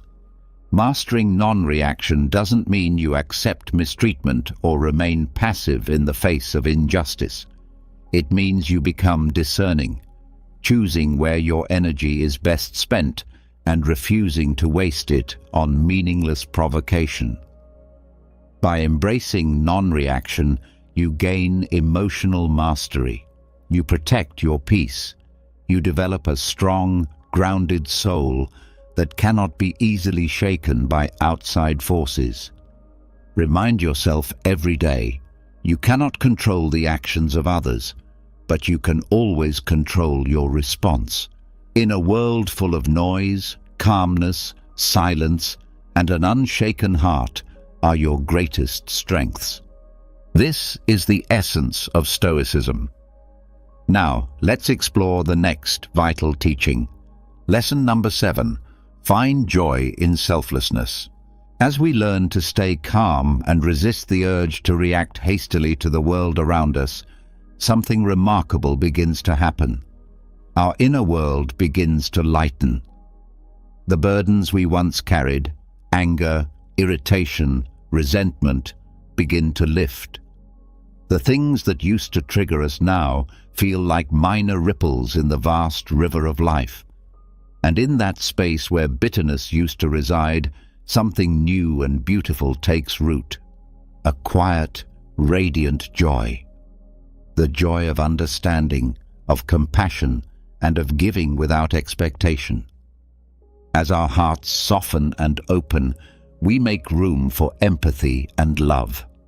We begin to see that sometimes the most powerful way to protect our peace is to simply forgive, to let go, to offer kindness even when it is not returned. This is not weakness, it is transcendence. It is the mind finding clarity and the heart expanding to embrace others, even those who fall short. Marcus Aurelius beautifully reminds us in his writings that when we wake in the morning, we should take a moment to reflect on the privilege of being alive, to think, to experience joy, and to love. These are gifts that each new day provides. These simple yet profound words serve as a gentle reminder of the blessings life offers us.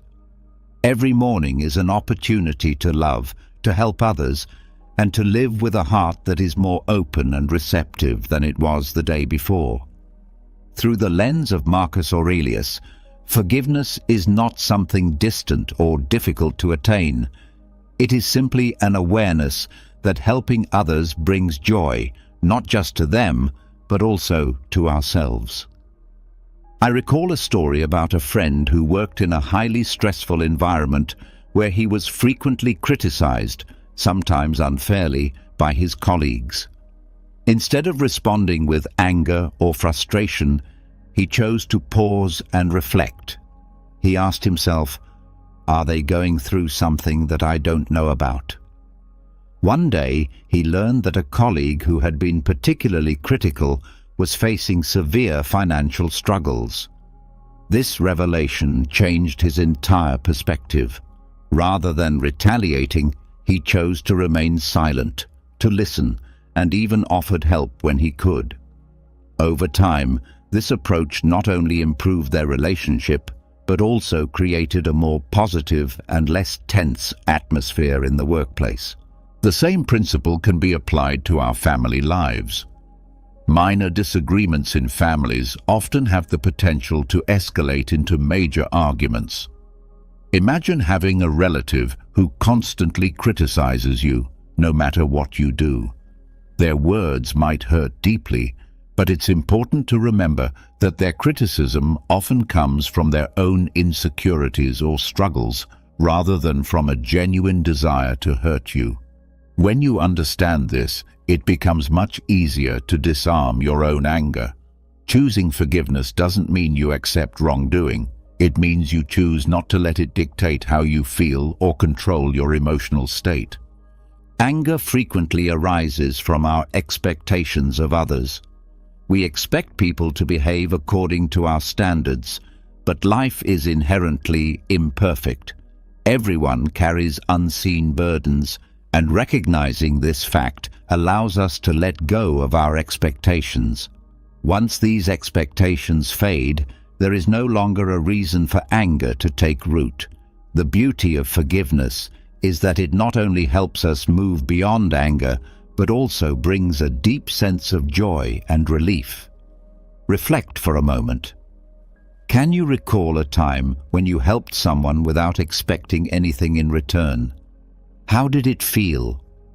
It was likely a peaceful, fulfilling experience, one that brought a sense of purpose and joy that surpassed any material reward. Epictetus once wisely stated, "No man is free who is not master of himself." Practicing forgiveness is not only about giving to others, it is about reclaiming control over our own emotions. It is a form of spiritual freedom, a state of peace that cannot be bought with material wealth. Modern research supports this idea. People who regularly engage in acts of kindness and selflessness report higher levels of happiness.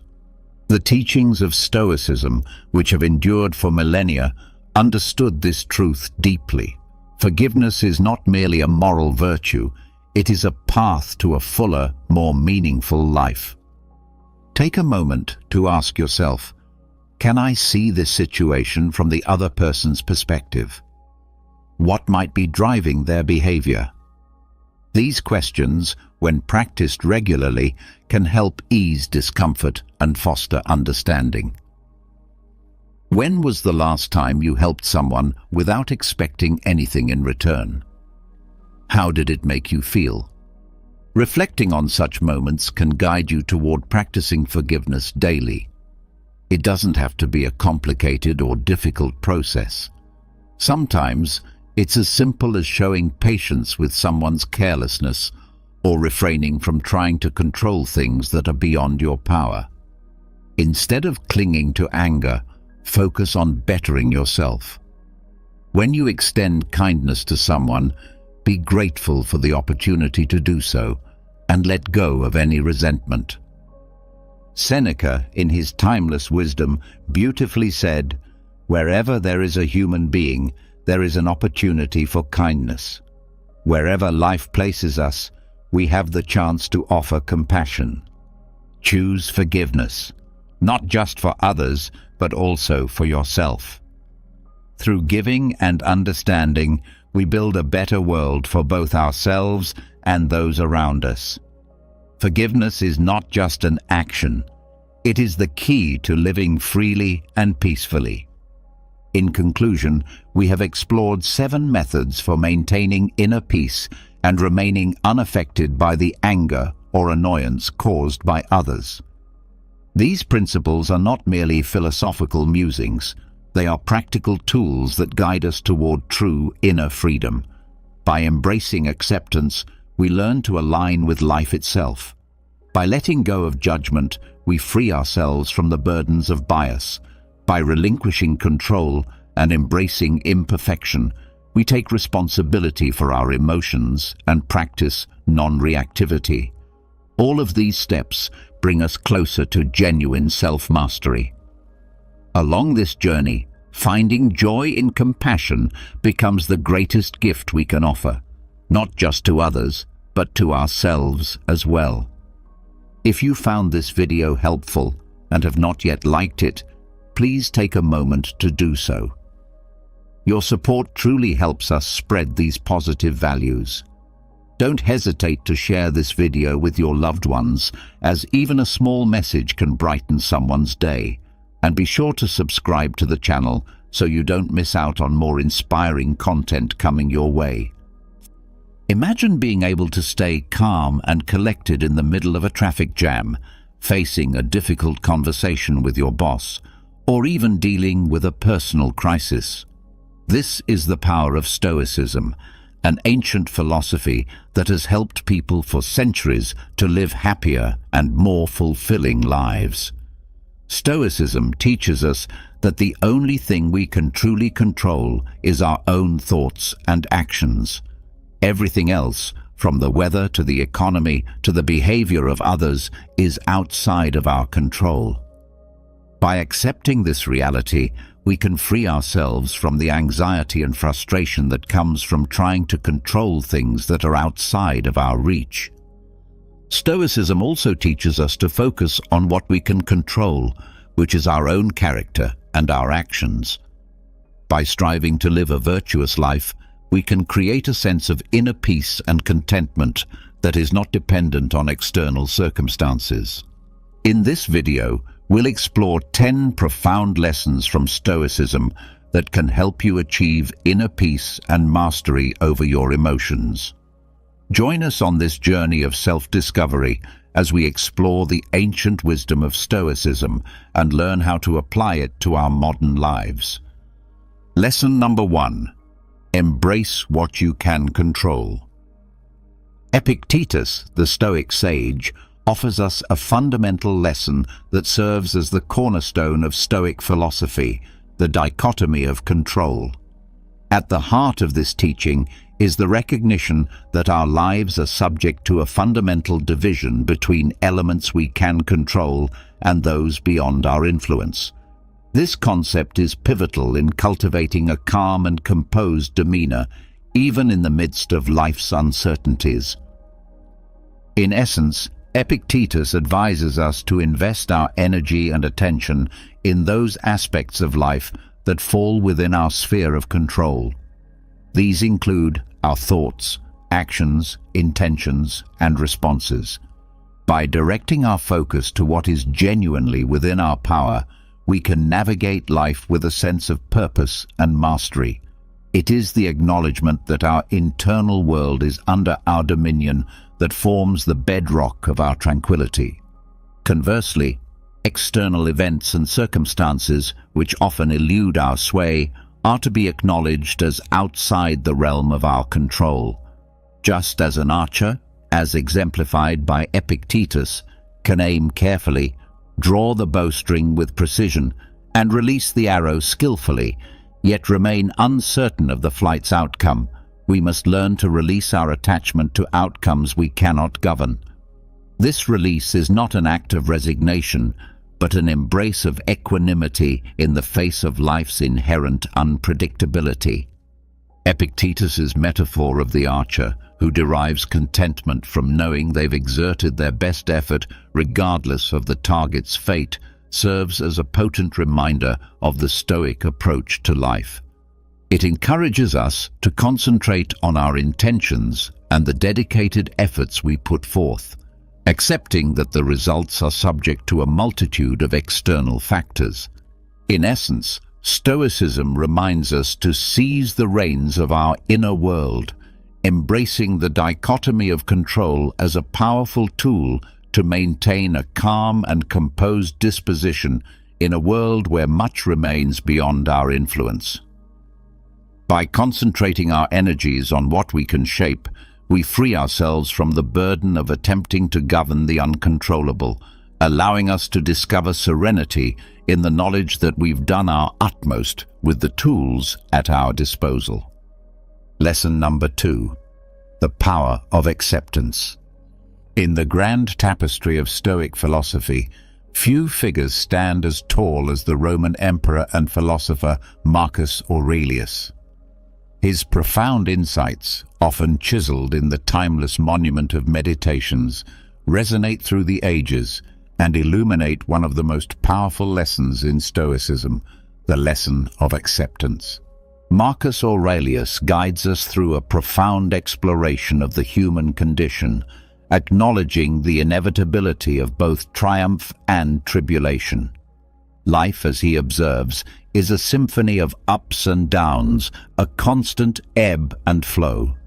Within this ever-shifting landscape, there exist circumstances beyond our influence, elements we cannot control. Marcus Aurelius, in his role as a Stoic sage, extols the virtue of accepting these immutable truths. To accept, in the Stoic sense, is to embrace the reality of life's unpredictability and impermanence. It is to release the chains of attachment to specific outcomes and to walk in harmony with the unceasing rhythm of the universe. In Marcus Aurelius's words, resistance to the natural course of events leads only to turmoil and distress, like a ship struggling against the relentless current. The Stoic perspective on acceptance is akin to setting sail on the sea of existence without a fixed destination, yet with an unwavering faith in the voyage itself. It is an invitation to relinquish the desire for unyielding control and instead flow with the ever-changing stream of life. To dance with the music of the cosmos, whether its notes are serene or tempestuous, is the embodiment of Stoic temperance. In the realm of Stoicism, this lesson forms the bedrock of inner peace and tranquility. It urges us to open our arms to life's capriciousness, to savor the sweetness of success, and to weather the storms of adversity with grace. The power of acceptance, as illuminated by Marcus Aurelius, is a beacon that guides us through the labyrinth of existence, allowing us to greet each moment, each circumstance, with an equanimous heart. It is the serenity of embracing life in all its unpredictability, finding profound serenity in the midst of its ever-shifting landscape. Lesson number 3. Practice mindfulness. Practice mindfulness. Seneca, the venerable Stoic philosopher whose wisdom has transcended the ages, illuminates a crucial lesson for those seeking calm and composure in the midst of life's tempests: the practice of mindfulness. In the Stoic lexicon, mindfulness is a compass guiding us to the shores of the present moment, offering sanctuary from the ceaseless turbulence of past regrets and future uncertainties. In its essence, mindfulness is the art of inhabiting the now, of immersing oneself in the present moment with profound awareness. It is the antidote to the affliction of rumination, the ceaseless churning of the mind over past sorrows and future anxieties. Seneca's Stoic teachings beckon us to pay homage to the beauty and profundity of the present, recognizing that it is the only time that holds genuine existence. The practice of mindfulness, as outlined by Seneca, is not confined to the extraordinary moments of life, but extends its embrace to the ordinary and mundane. It encourages us to witness life's tapestry with a keen eye, from the remarkable to the seemingly inconsequential. In doing so, we detach ourselves from the tormenting clutches of regret and the paralyzing grip of worry. This Stoic mindfulness, a precious tool for preserving inner calm and clarity, acts as a bridge to the precious now, connecting us to the profound simplicity of the present. It is an art that grants us the ability to fully engage with our current circumstances, to savor each breath, and to relish the beauty that unfolds in every heartbeat. In the practice of mindfulness, we discover a timeless sanctuary where the mind finds solace, a place where inner tranquility is nurtured and composure is cultivated amidst the swirling tides of existence. Lesson number 4. Cultivate resilience. Resilience. In the vast landscape of Stoic wisdom, the lessons of resilience echo as a resounding anthem. And it is Epictetus, the Stoic philosopher par excellence, who raises his voice to teach us the profound art of confronting adversity with unwavering fortitude. To Epictetus, adversity is not a foe to be feared, but a chisel that sculpts the masterpiece of our character. Stoicism, with its roots deep in the natural order of life, imparts the fundamental truth that challenges are the warp and weft of existence. Stoics, embodying this wisdom, do not perceive adversity as an obstacle or a source of suffering, but rather as an opportunity, a crucible that tempers and refines their inner metal. Epictetus beckons us not to wilt before the storms of life, but to stand steadfast like the unyielding oak, unshaken by the tempest. The essence of this Stoic perspective lies in the profound realization that it is not the events themselves, but our judgments, reactions, and the choices we make in the face of adversity that hold the power to distress us. It is the lens through which we view life's trials that shapes our inner tranquility.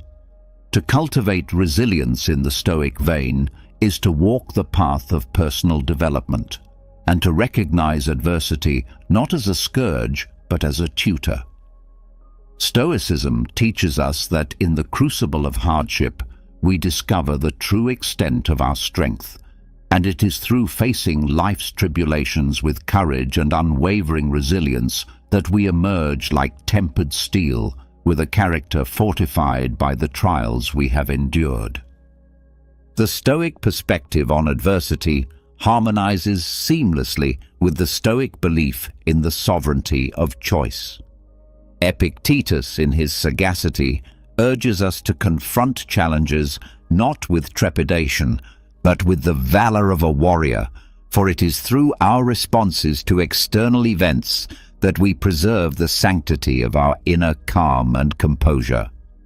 It is the gift of resilience that allows Stoics to navigate life's tempestuous seas with an unswerving gaze, unwavering even in the face of the most turbulent storms. Lesson number 5. Choose your response. Choose your response. Epictetus, the venerable Stoic sage whose wisdom has traversed the annals of time, bequeaths to us a profound lesson of immeasurable value, the power of choice in our responses. Within the Stoic philosophy, this lesson stands as an indomitable pillar, a lighthouse guiding us through the tumultuous seas of existence. Epictetus, with unwavering conviction, imparts the truth that while the tides of external events may remain beyond our dominion, the helm of our responses is firmly within our grasp. This, he proclaims, is the essence of Stoic wisdom. In the Stoic sanctum, wherein calm and composure reign supreme, the locus of control is resolutely internal.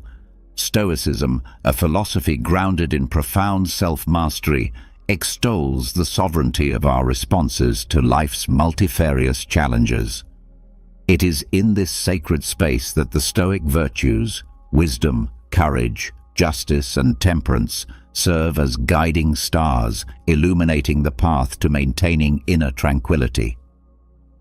Epictetus, with his sage counsel, invites us to contemplate the nature of our judgments and reactions, particularly in the crucible of adversity. It is through this introspection that we awaken to the profound truth that we possess the sacred gift of choice, the ability to consciously craft our responses to the myriad external events that unfold in our lives. The Stoic approach to responding sagely to life's vicissitudes is akin to a masterstroke on the canvas of existence. It is the choice to align our responses with the Stoic virtues, to confront life's tribulations with the wisdom of sages, the courage of heroes, the justice of righteous hearts, and the temperance of those who tread the path of inner mastery. The Stoics' arsenal, laden with the wisdom of Epictetus, is a bastion of inner peace, impervious even to the fiercest storms. Through conscious choice and alignment with Stoic virtues, we forge a shield that preserves our serenity in the face of adversity. It is the Stoics' clarion call to navigate the labyrinthian corridors of life with grace and resilience. For in the crucible of conscious choice, we find the crucible of enduring inner peace. Lesson number 6. Limit excessive desires. In the illustrious tapestry of Stoic wisdom, woven with threads of reason and virtue, Seneca's counsel on the Stoic principle of moderation stands as a masterpiece in itself. A sage known for his profound philosophical essays on virtue and personal development, Seneca extends to us a lesson of paramount importance. A lesson that beckons us to curb the tempestuous desires that often threaten to engulf our inner calm. At the heart of Stoicism lies the belief that excessive desires, like turbulent seas, have the power to cast our lives adrift, leaving us in a perpetual state of turmoil and discontent. The Stoic sages, in their unwavering pursuit of inner tranquility, recognized the perils of unbridled longing for wealth, status, and material possessions far beyond what is necessary for a life of virtue and wisdom. Seneca, echoing the Stoic sentiment, imparts his wisdom, rooted in the belief that authentic contentment finds its dwelling in the sanctuary of limited desires. It is a lesson that encourages us to navigate the labyrinthine corridors of existence with the rudder of moderation, guiding us toward the tranquil harbor of inner peace. The Stoic path, as illuminated by Seneca's wisdom, beckons us to simplify our desires, seeking only that which is requisite for a life marked by goodness and virtue.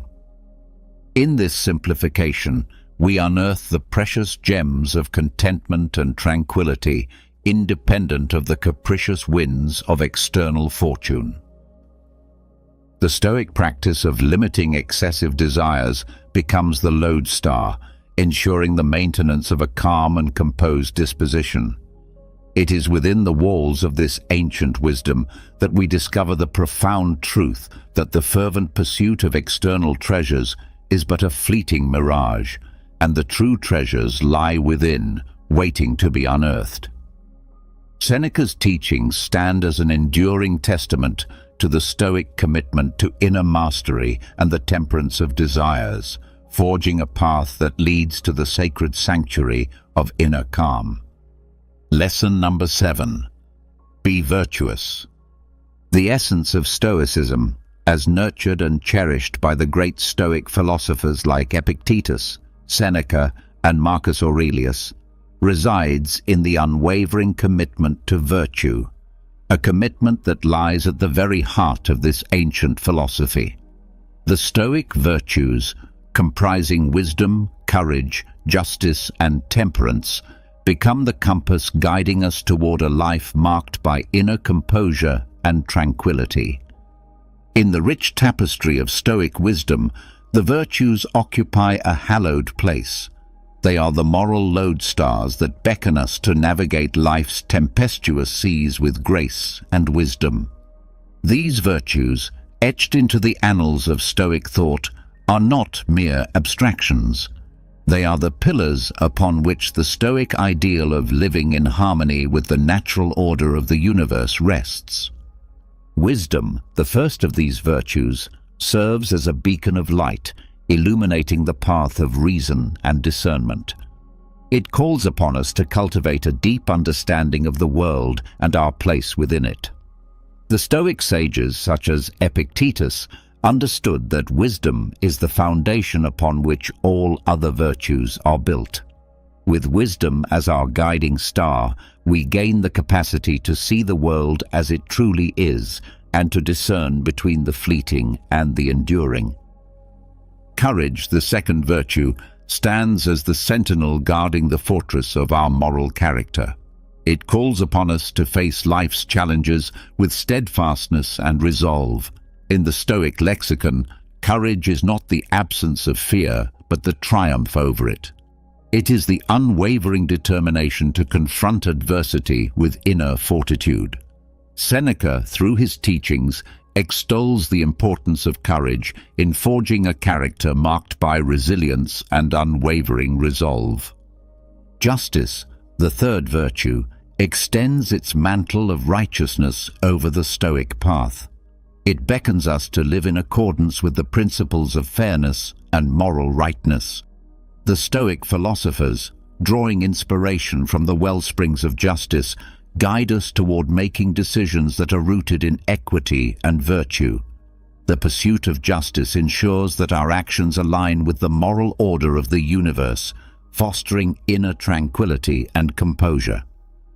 Temperance, the final virtue, serves as the guardian of moderation and self-restraint.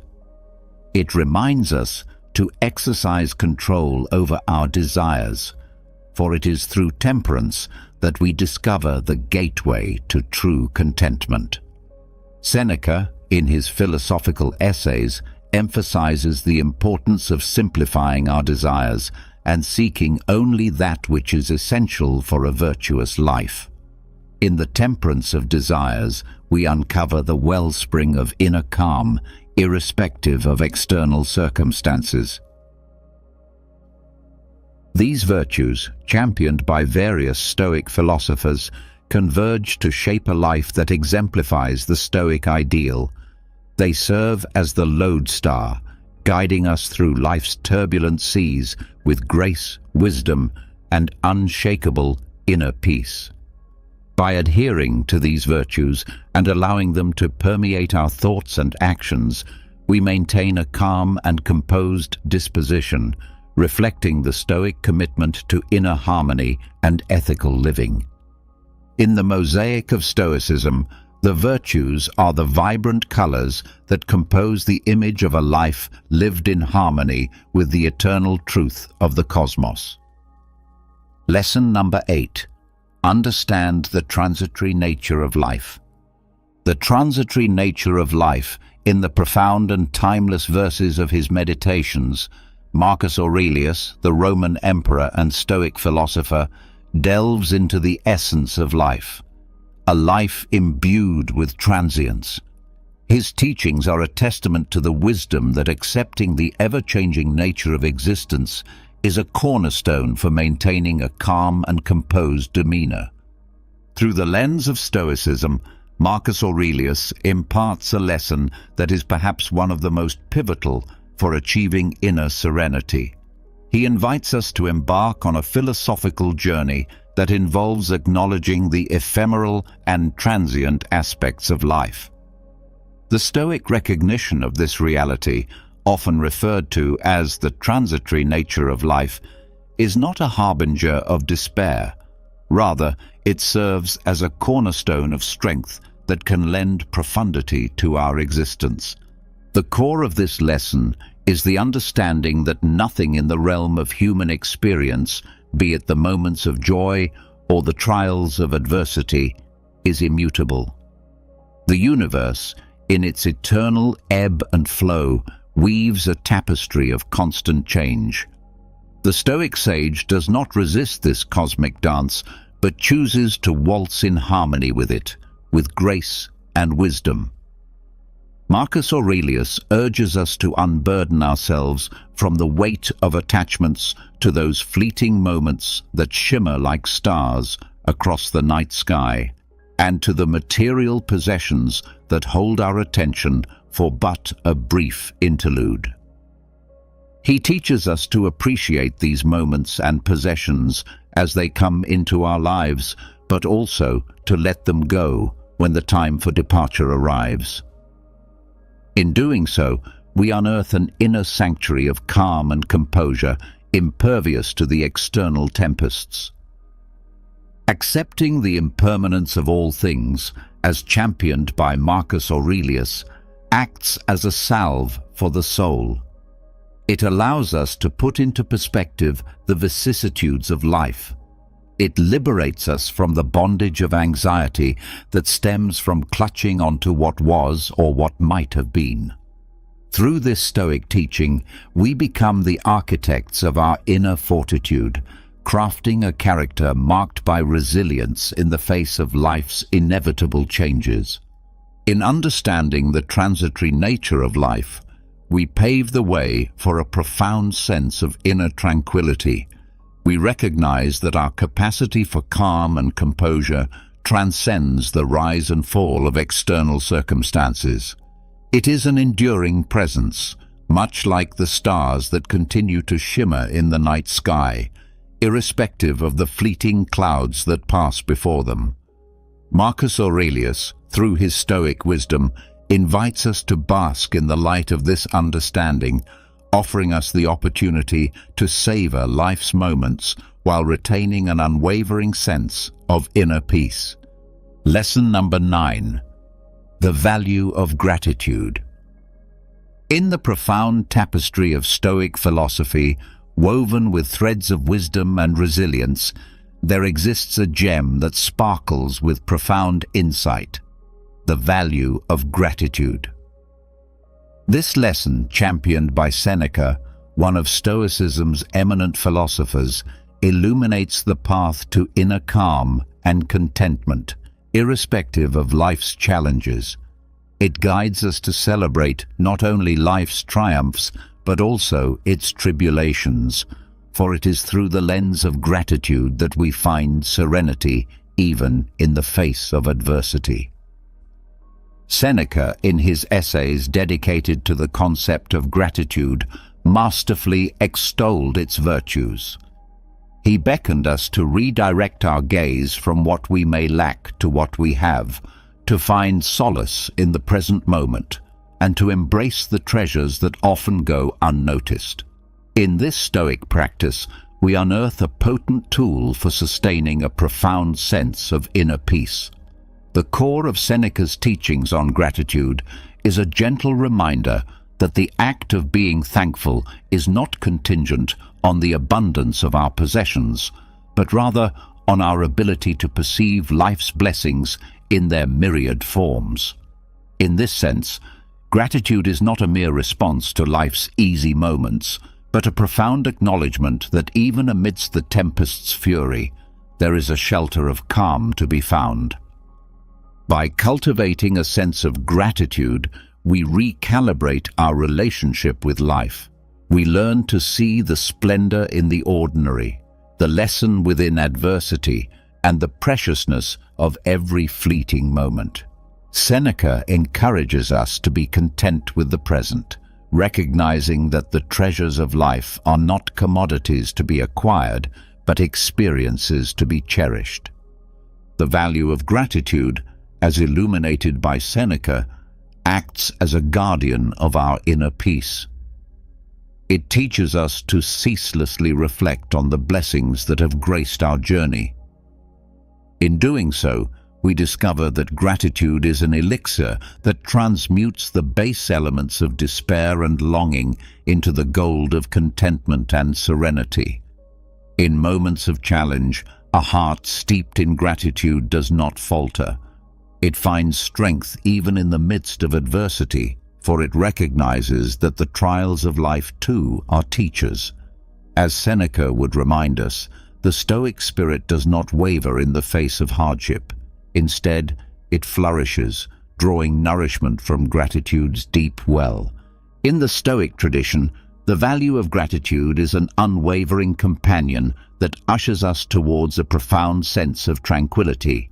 It elevates us above life's tempestuous waves, revealing the serenity that lies in embracing the blessings, no matter how small or seemingly insignificant. With Seneca's wisdom, we come to realize that practicing gratitude is not a mere response to life's joys, but a steadfast embrace of the beauty found in life's most trying moments. With every breath, every heartbeat, and every fleeting moment, we are presented with opportunities to unearth the treasures of gratitude. Seneca's Stoic legacy beckons us to cherish the present, not in spite of life's challenges, but because of them, and to savor the beauty that surrounds us.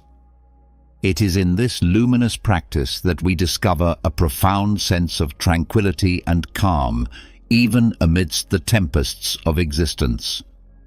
Lesson number 10. Keep learning and growing. In the profound tapestry of Stoicism, where wisdom is woven with threads of resilience and temperance, we find a radiant lesson that beckons us to embark on a lifelong journey of self-improvement. Epictetus, one of Stoicism's luminaries, stands as a steadfast guide in this pursuit, revealing that the path to inner calm and composure is paved with the stones of personal growth.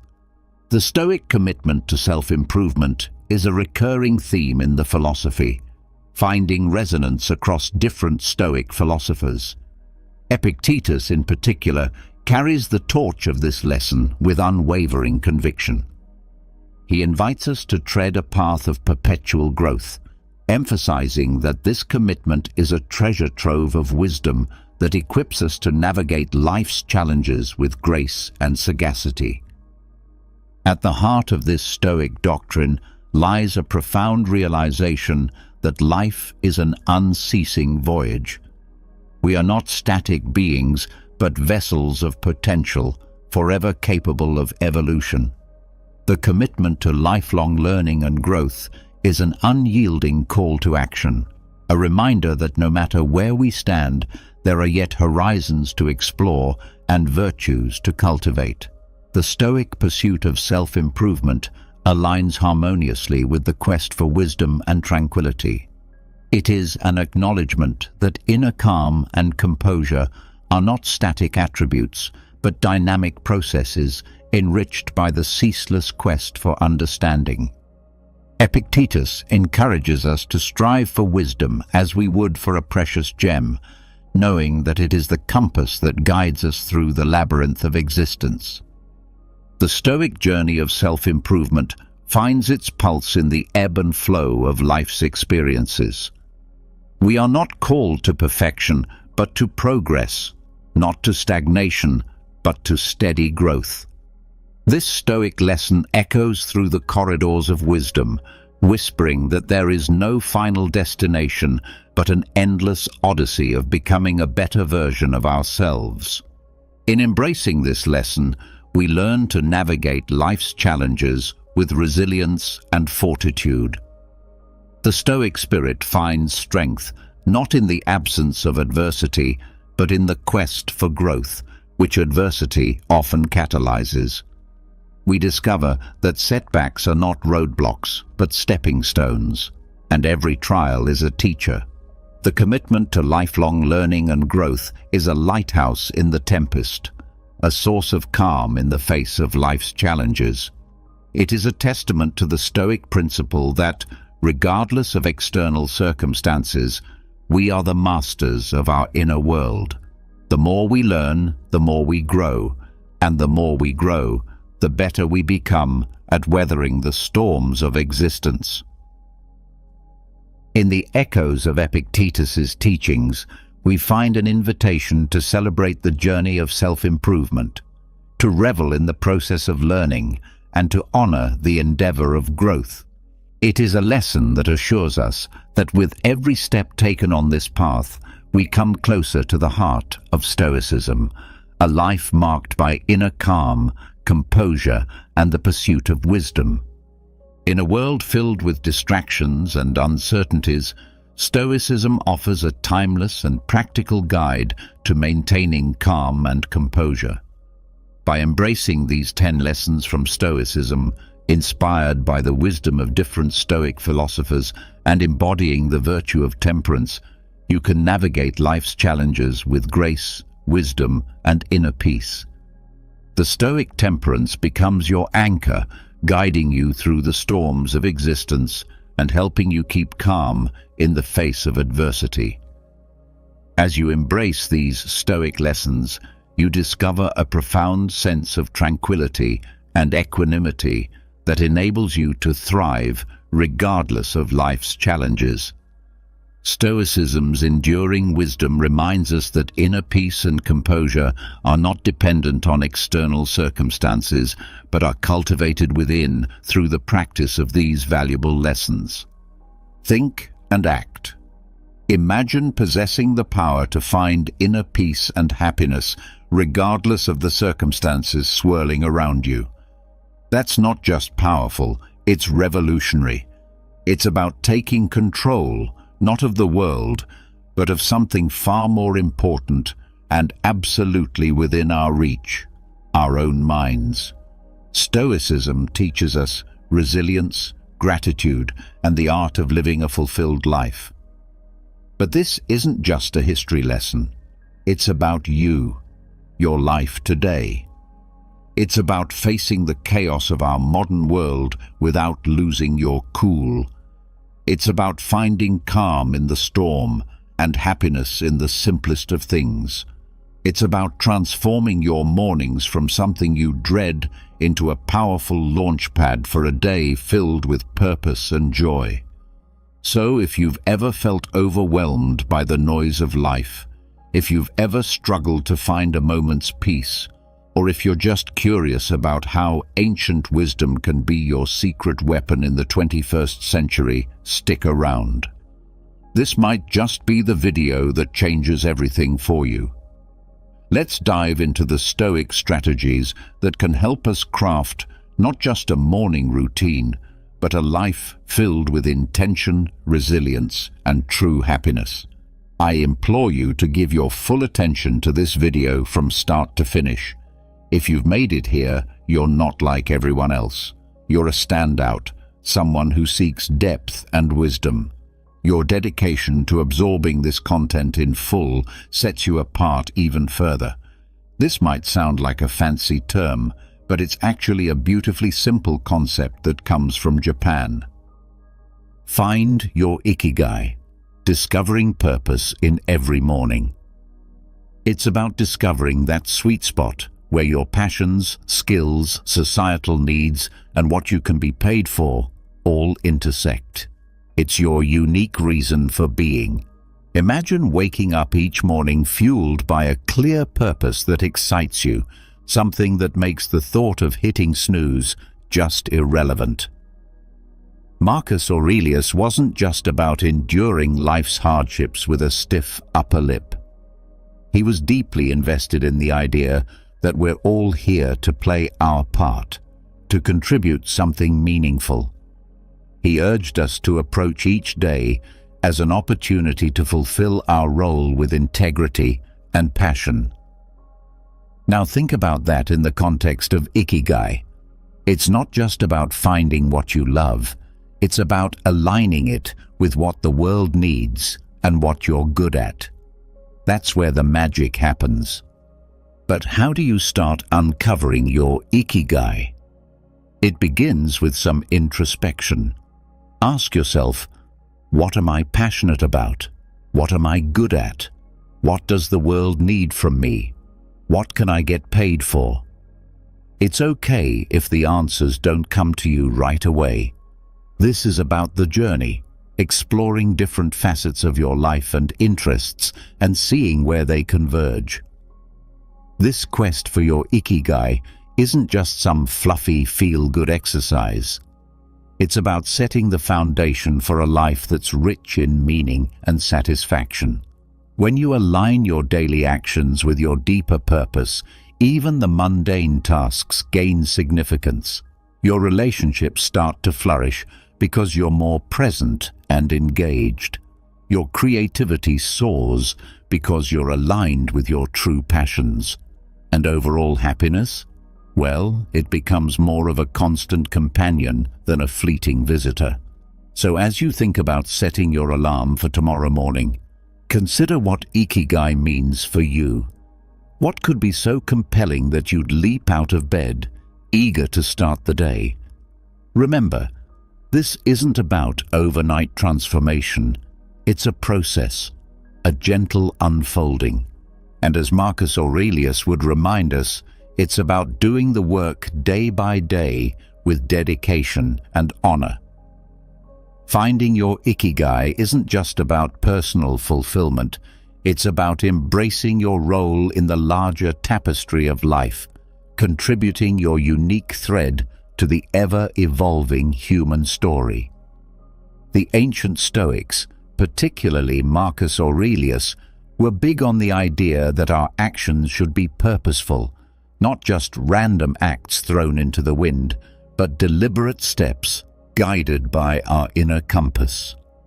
Prepare the night before, setting the stage for success.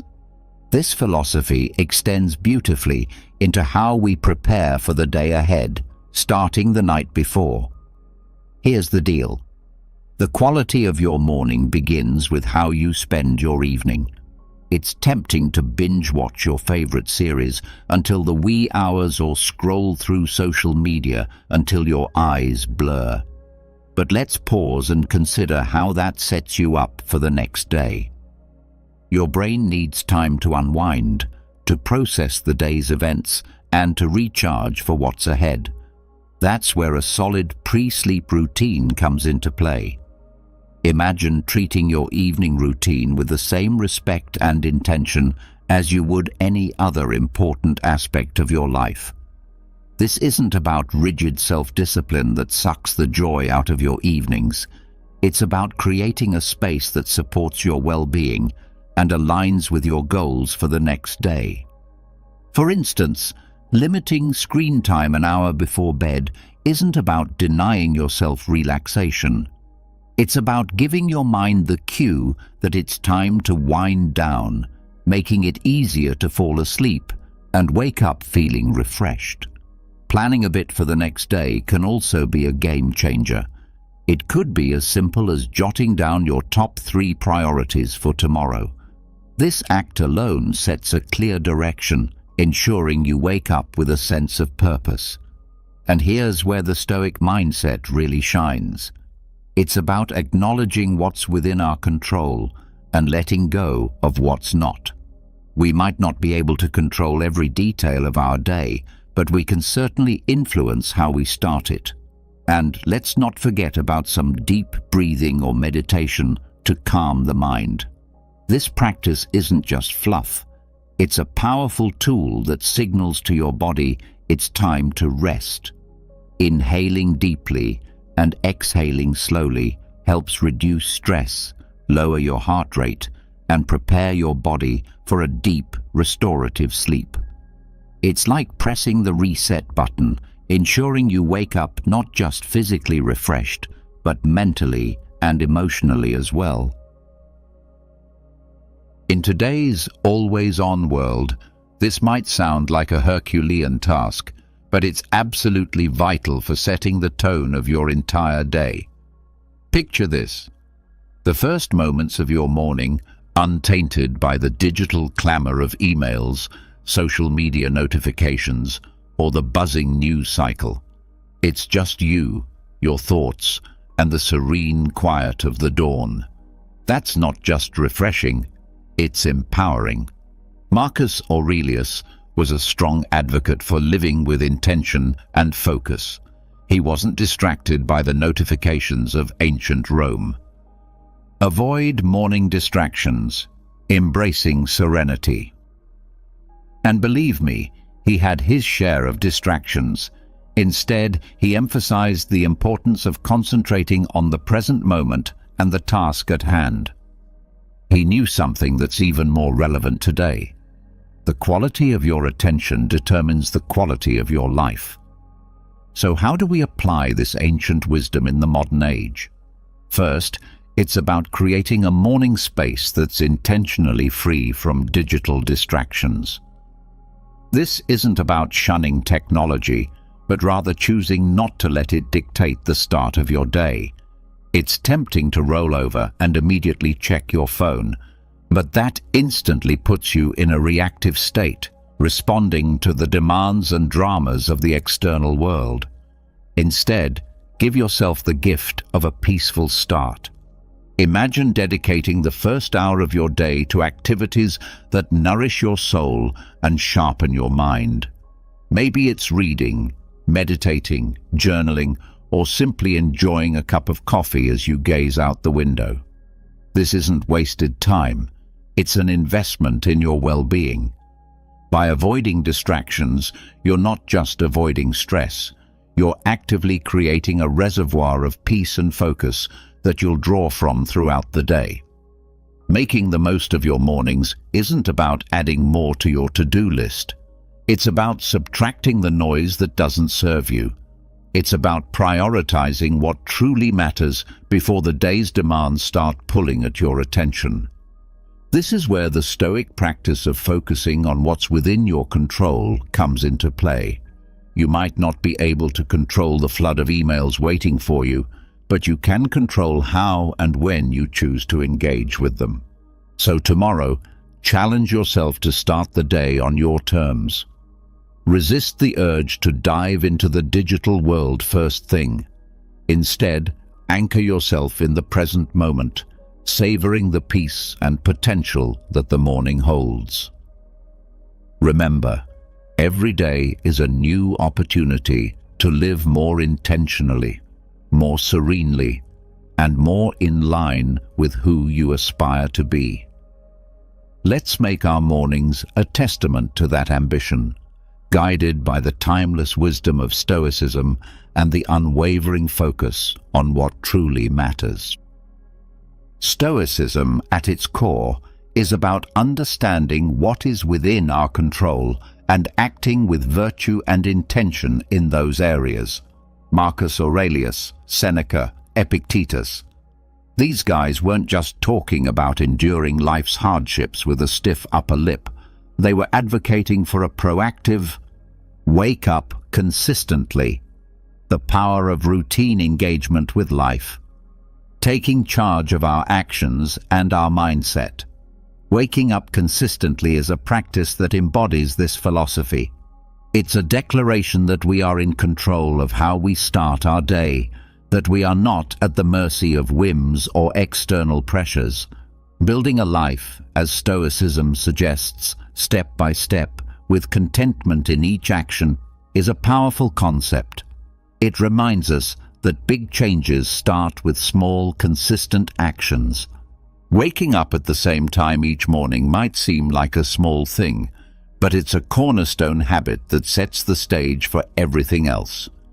It's about creating a stable foundation for your day, where you're not rushing from the moment you open your eyes, but rather starting with a sense of control and purpose. But here's the thing: consistency is challenging. It's supposed to be.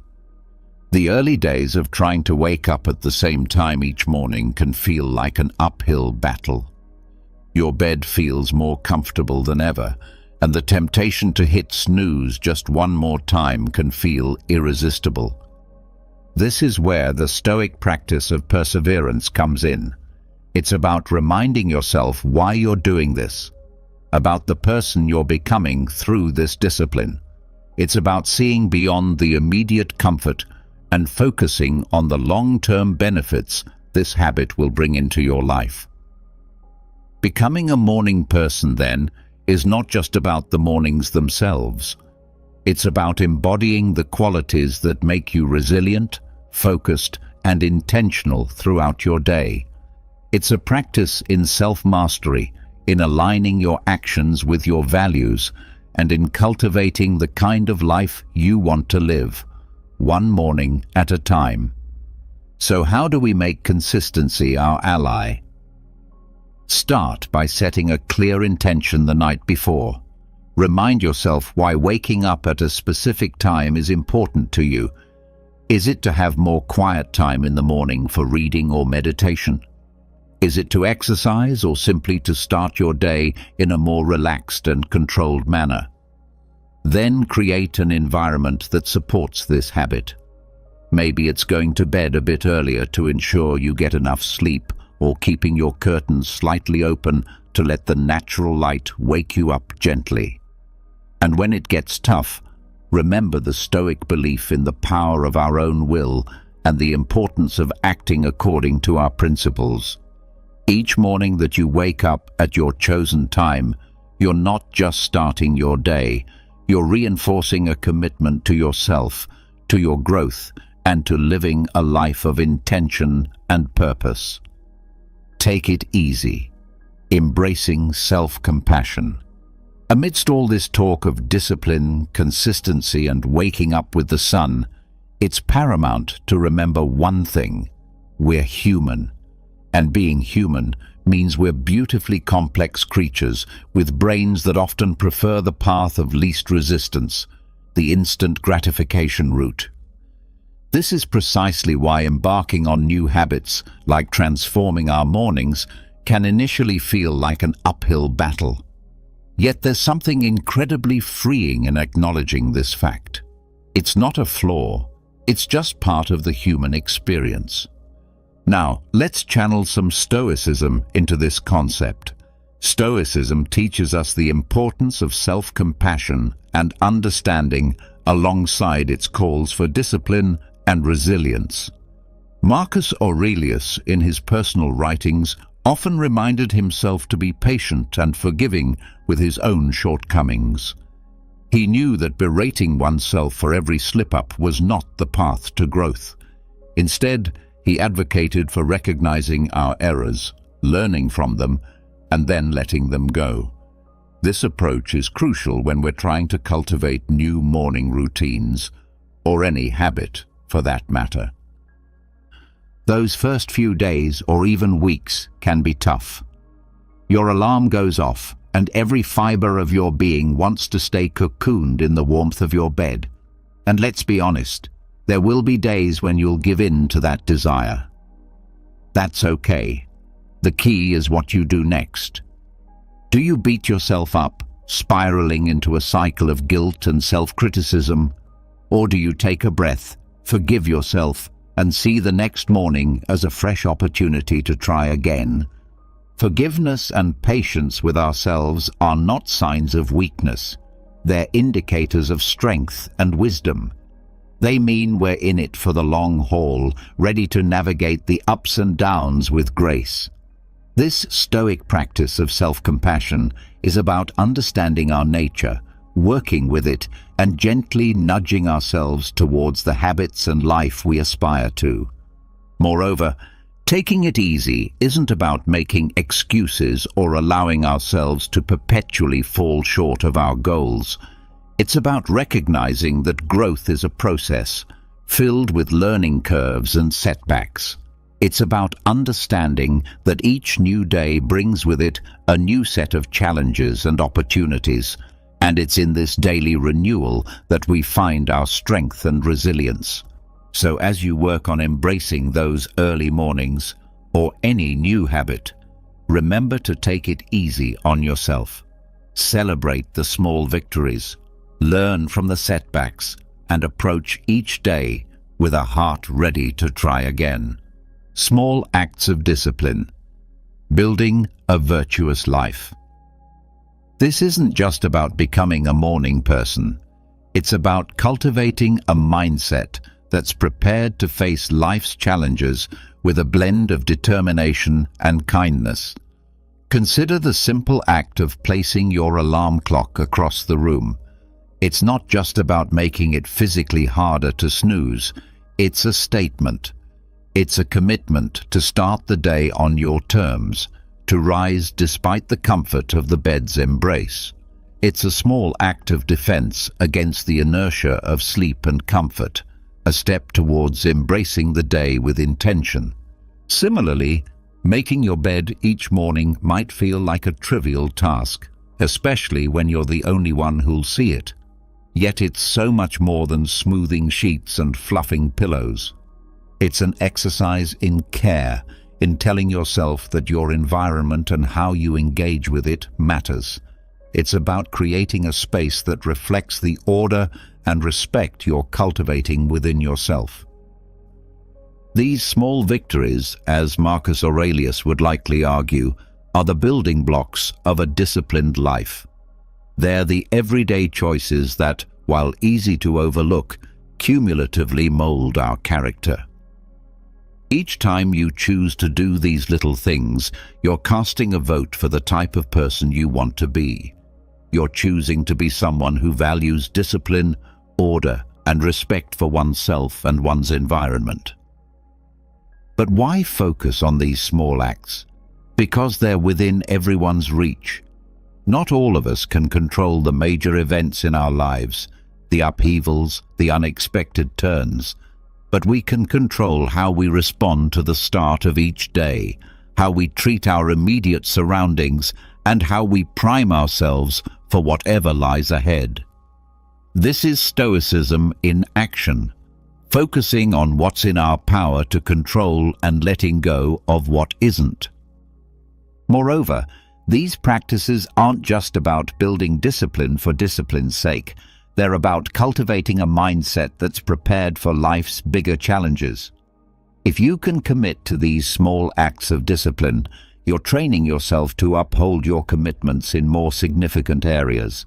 You're sharpening your ability to follow through, to remain steady in the face of adversity, and to approach life with a calm, collected demeanor, qualities that define the Stoic ideal. So as you consider the role of discipline in your life, start small. Look for those everyday opportunities to practice self-control and order. Remember, it's in these moments, in the quiet of the morning, when you decide to rise and face the day with intention, that your character is forged. Accountability partners. Sharing the journey. These practices are not just chores or tasks, they're rituals, imbuing your day with purpose and your life with a sense of direction and meaning. The idea here is simple, yet profoundly impactful. Sharing your goals with someone who not only supports you but also holds you accountable can significantly amplify your chances of success. It transforms a personal journey into a shared adventure, making the path to fulfilling your morning routine and ultimately your life's purpose less daunting and more enjoyable. Think of your accountability partner as your ally in the pursuit of self-improvement. This person is there to remind you of your commitments when the warmth of your bed feels too comforting to leave in the early hours. They're there to encourage you when progress seems slow and to celebrate your victories, no matter how small. This relationship is a two-way street. It's about mutual support and encouragement, grounded in the understanding that we're all striving to be the best versions of ourselves. The Stoics, including Marcus Aurelius, Seneca, and Epictetus, often emphasize the importance of community and relationships in the development of character and virtue. They believed in the power of wisdom shared, in learning from one another, and in the strength that comes from knowing you're not alone in your struggles. Finding an accountability partner in today's world is a nod to this timeless wisdom, recognizing that while the journey towards self-discipline and purpose is personal, it need not be solitary. Moreover, an accountability partner can help you see blind spots in your routine or approach that you might miss on your own. They can offer new perspectives and insights that can catalyze your growth in unexpected ways. This partnership is about more than just checking in to see if you woke up on time or followed through on your morning meditation. It's about engaging in meaningful dialogue about what's working, what isn't, and how you can both support each other in making adjustments. So how do you find this accountability partner? Look for someone who shares your commitment to growth and self-improvement. This could be a friend, a family member, or even a colleague. The key is to choose someone you trust, someone with whom you can be open and honest about your goals, struggles, and successes. Once you've found that person, be clear about what you're hoping to achieve and what kind of support you need. Set regular check-ins and be there for each other, offering encouragement, advice, and when necessary, a gentle nudge back on track. Memento mori, remembering the value of every day. Remember, finding an accountability partner is about more than just external motivation. It's about building a relationship that inspires and uplifts both of you. It's about creating a shared space where honesty, vulnerability, and mutual support are valued and nurtured. In this space, your morning routines and broader life goals become intertwined in a collective effort towards living a more intentional, disciplined, and fulfilling life. The Stoic practice of reflecting on mortality is a call to action, a prompt to live our lives with purpose and intention. It encourages us not to squander our time on trivialities, but to concentrate on creating a meaningful legacy. Every morning when we wake up, we're presented with a fresh opportunity to engage with life in a meaningful way, to contribute positively to the world around us, and to pursue personal growth and fulfillment.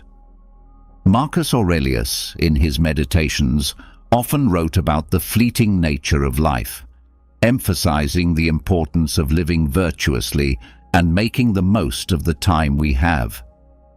This wasn't meant to be somber. Rather, it was a liberating realization that freed him from petty concerns and allowed him to focus on his duties as emperor and as a human being striving for virtue. The idea is that by keeping the end in mind, we're more likely to live our lives with purpose and clarity, prioritizing the things and relationships that truly matter. Remembering death, in the context of our morning routines, transforms how we approach each day. It's not just another day. It's a day that we've been gifted, one that's not guaranteed to anyone.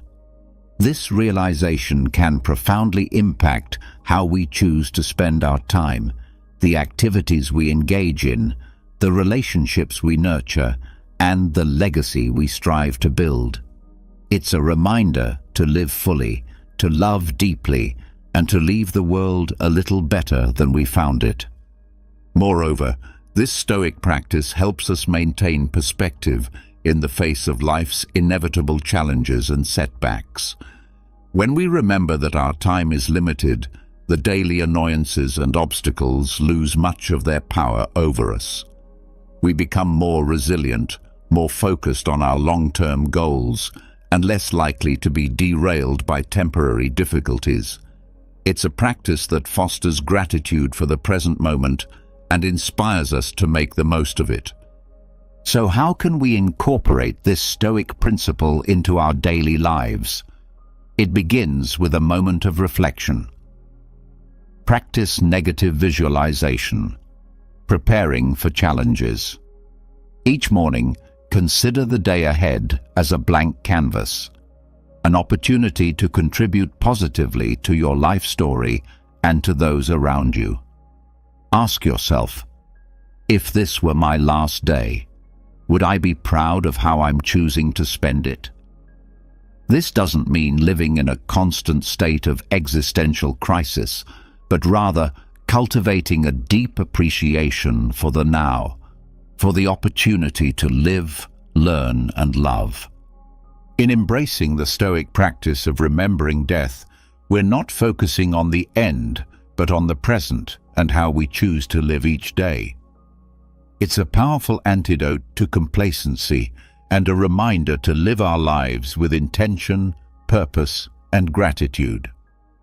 So let's greet each morning with the awareness that it is a gift, an opportunity to craft a life that's rich in meaning and aligned with our deepest values. This is the essence of living stoically, of making the most of our finite time in this world to create a legacy that endures. We're often told to focus on the positive, to visualize success and happiness in order to attract them into our lives. However, the Stoics, in their profound wisdom, offer a different perspective that's not only practical, but incredibly empowering. Negative visualization isn't about pessimism. Rather, it's a tool for resilience, preparation, and ultimately, greater appreciation of the present. The essence of this practice is to periodically imagine the challenges, losses, or difficulties you might face in life. This could range from minor inconveniences like a missed bus or a rainy day to more significant hardships such as the loss of a job or a loved one. The purpose isn't to dwell on these scenarios in a way that breeds fear or anxiety, but to mentally rehearse how you would cope with such situations should they arise. This process of visualization prepares you emotionally and mentally, making you less susceptible to being thrown off course by life's inevitable ups and downs.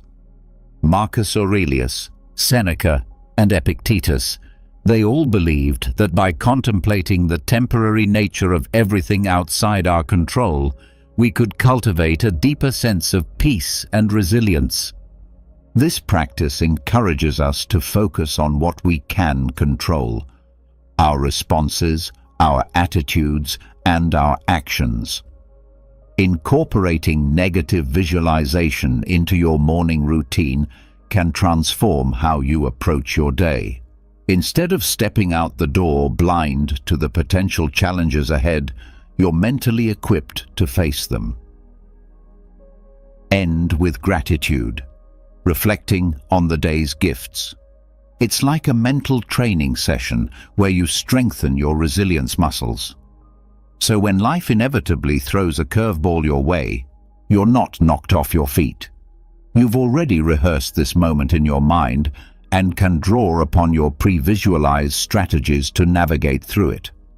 Moreover, this practice has a beautiful, somewhat paradoxical effect. It enhances our gratitude for the present moment. By imagining life without some of the things we take for granted, we come back to reality with a renewed appreciation for them. It's a reminder of how much we have to be thankful for right now, in this moment. This isn't about dwelling in fear of loss, but about using the thought of it to deepen our appreciation for the here and now. So how do we practice negative visualization in a healthy, constructive way? Start with a few moments in the morning to contemplate potential challenges of the day or broader future possibilities. Visualize how you would ideally respond, what strengths you would draw upon, what lessons you could learn, and how you could grow from the experience. Then let go of the visualization and proceed with your day, carrying with you a sense of preparedness and an enhanced appreciation for your current circumstances. Incorporating gratitude into our lives, especially as we end our day, can have a transformative impact on our well-being and outlook. Keeping a gratitude journal is a beautifully simple yet profoundly effective way to cultivate this sense of appreciation. It's about taking a few moments before we sleep to reflect on the day and jot down a few things we're grateful for. This could be anything from a kind gesture from a stranger, a beautiful sunset, the completion of a challenging task, or simply the comfort of our bed waiting to embrace us at the end of a long day. The act of writing down what we're grateful for shifts our focus from what's lacking in our lives to the abundance that's already present. It's a practice that aligns perfectly with Stoic teachings, which emphasize focusing on what we have rather than what we don't, on what's within our control rather than what isn't.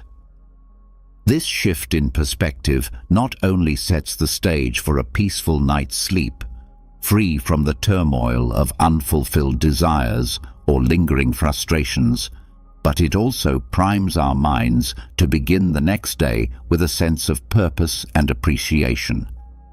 But why end the day with gratitude?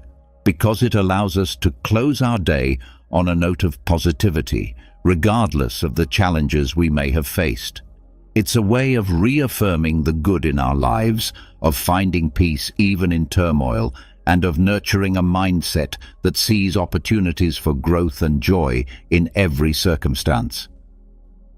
This nightly practice of gratitude creates a ripple effect, influencing not just how we sleep, but how we wake up and approach our mornings.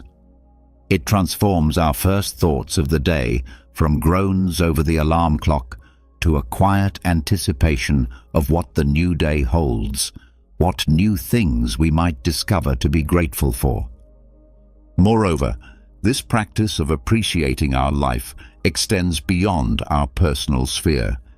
It enhances our relationships as we become more attuned to the value of those around us and more expressive of our appreciation for their presence in our lives.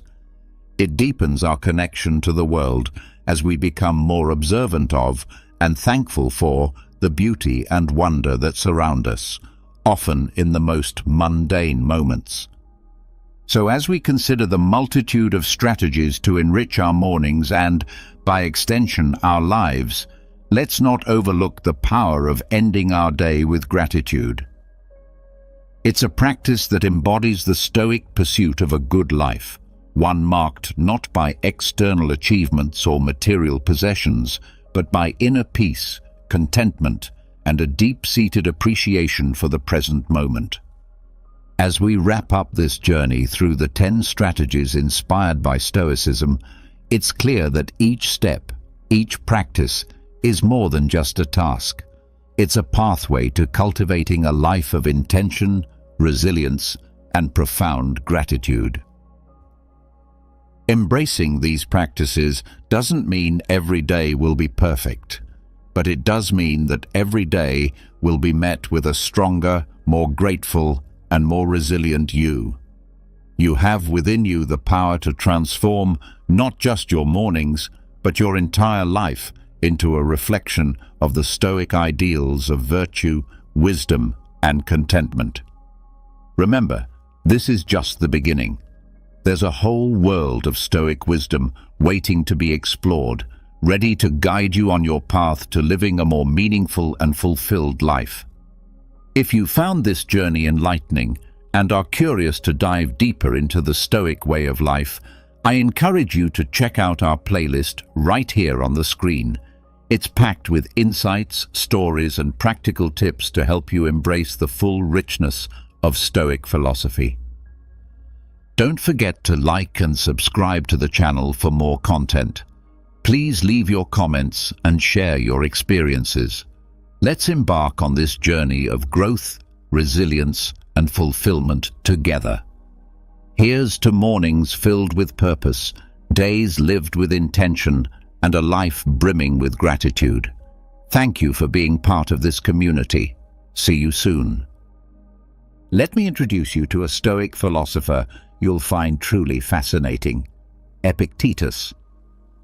Born into slavery, he faced adversity from the very beginning, yet he managed to rise above his circumstances in a truly Stoic way. Despite enduring a life that most would find unbearable, Epictetus didn't let his external conditions define his inner world. He focused on what he could control, his thoughts and reactions. It's like that Stoic concept of you have power over your mind, not outside events. He later became a prominent philosopher, teaching Stoicism and inspiring countless others. He emphasized the importance of living in accordance with nature and mastering our desires. His teachings are like a guide to finding peace and contentment no matter what life throws at you. So, when you're grappling with life's challenges or striving for a deeper sense of purpose, think of Epictetus. His story and Stoic wisdom can serve as a lantern in the darkness, helping you navigate your journey with resilience and inner strength. Let's delve into his world of Stoicism together and discover the gems of wisdom it offers for our own lives.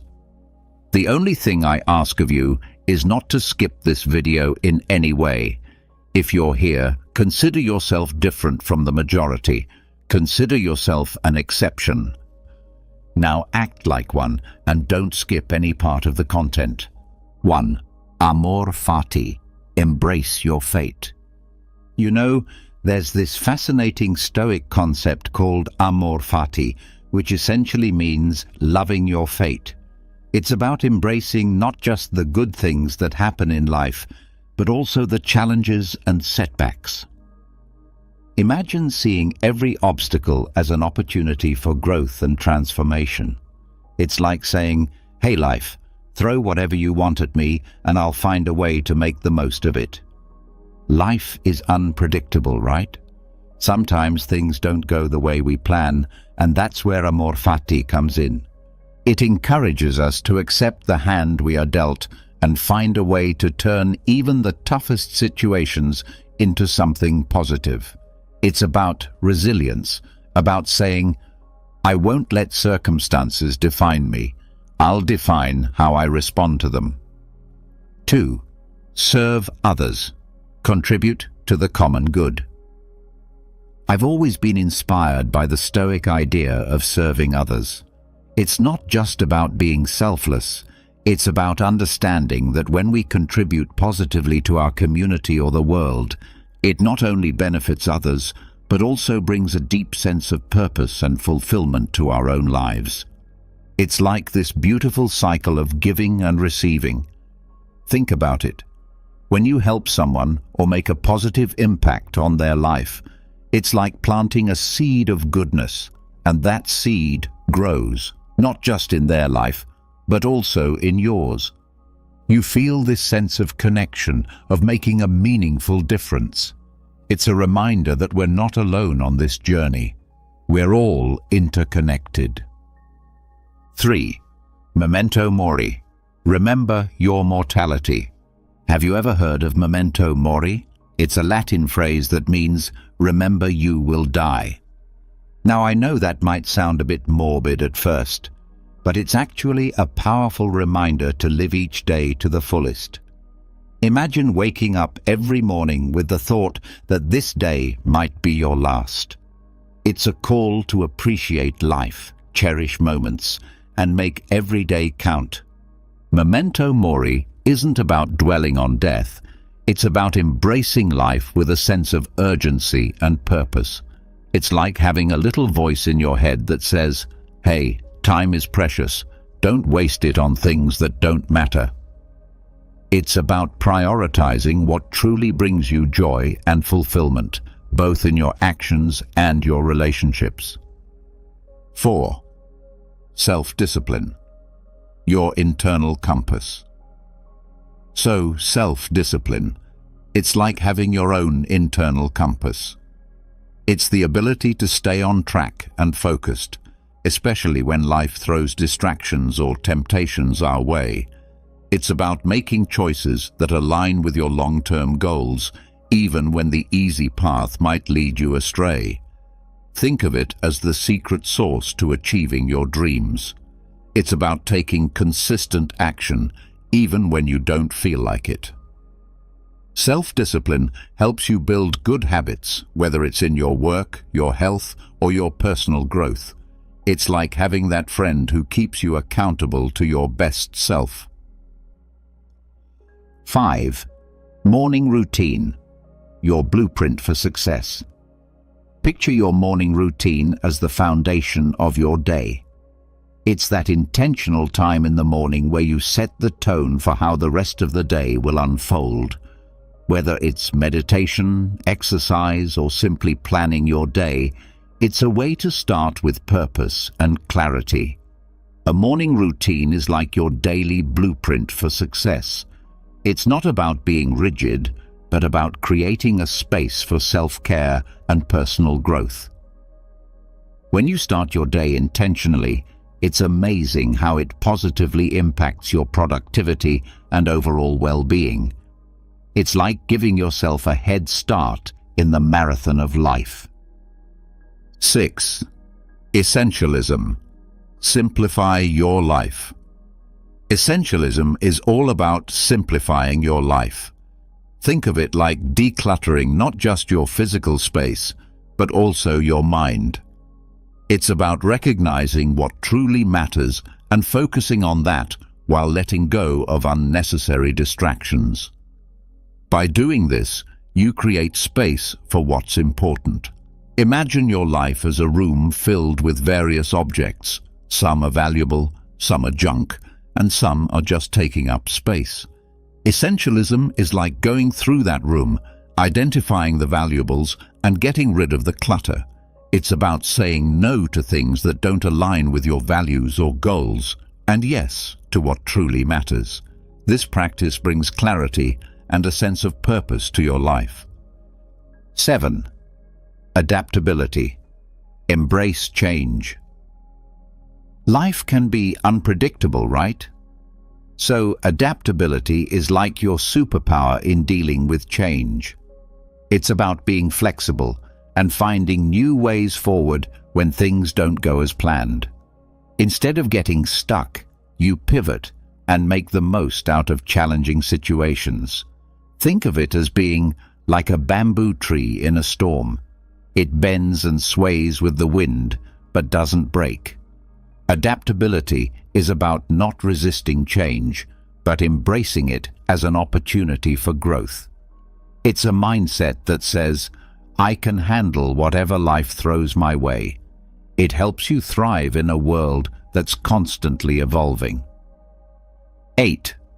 Action over information.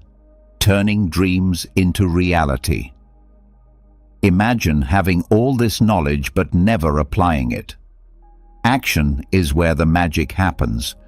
It's about taking that first step, even if it's a small one, instead of just accumulating information.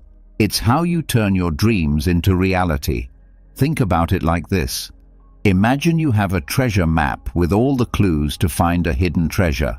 Knowing the map exists is one thing, but taking action to follow the clues and unearth the treasure is another. Action transforms potential into tangible results. It's like having the courage to set sail in search of your dreams, rather than just reading about distant lands. 9. Tolerant with others, strict with yourself, balancing compassion and self-improvement. This one's all about balance. It's about being patient and understanding when dealing with others, but also holding yourself to high standards for personal growth. It's like being kind to others, but also pushing yourself to be the best version of yourself. Balancing tolerance with self-discipline can be a delicate dance. It's about recognizing that we're all on our unique journeys, and sometimes people may not meet our expectations. Instead of judgment, it's about offering understanding and support. At the same time, It's essential to set high standards for your own growth and development. It's like being a friendly coach to yourself, nudging you to reach your full potential. 10. Resilience, bouncing back from life's challenges. You know life can throw some pretty tough punches, right? That's where resilience comes in. It's like having a strong, flexible backbone that helps you bounce back from setbacks and tough times. Instead of seeing obstacles as roadblocks, you see them as opportunities for growth. It's about developing that mental toughness to face adversity head-on and come out even stronger. 11. Empathy, understanding others. Ever thought about what it's like to walk in someone else's shoes? That's what empathy is all about. It's the ability to truly understand and share the feelings of another person. It's like saying, I see you, I hear you, and I'm here for you. Empathy fosters deep connections with others and helps us navigate the complexities of human relationships with compassion and kindness. 12. Mindfulness, being present in the moment. You ever catch yourself worrying about the past or stressing about the future? Mindfulness is the antidote. It's about being fully present in the moment, appreciating the here and now. It's like savoring the flavors of a delicious meal or feeling the warmth of the sun on your skin during a walk. Mindfulness brings a sense of calm and clarity to your life, helping you break free from the grip of anxiety and stress. 13. Purpose, guiding your life. Have you ever wondered, what's my purpose? Purpose in life. It's a big question, but Stoicism offers guidance. Your purpose is like your North Star, guiding your decisions and actions.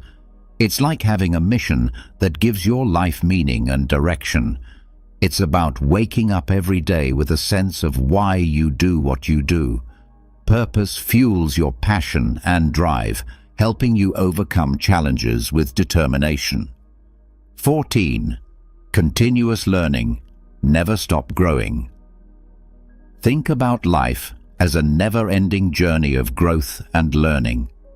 Stoicism encourages us to never stop seeking knowledge. It's like saying, I'm a student of life, and there's always something new to discover. Continuous learning keeps your mind sharp, your horizons broad, and your perspective fresh. It's like adding vibrant colors to the canvas of your life story. 15. Gratitude, counting your blessings. Have you ever stopped to think about all the things you're grateful for? Gratitude is like a warm hug for your soul. It's about recognizing and appreciating the people, experiences, and things that enrich your life. It's like saying, thank you, universe, for all these beautiful moments. Gratitude shifts your focus from what you lack to what you have, filling your heart with contentment. 16. Patience, mastering the art of waiting. In a fast-paced world, patience is like a rare gem. It's the ability to wait calmly without getting frustrated. It's like standing in a long line at the grocery store and not feeling the need to rush. Patience is a valuable skill that helps you maintain composure when faced with delays or challenging situations.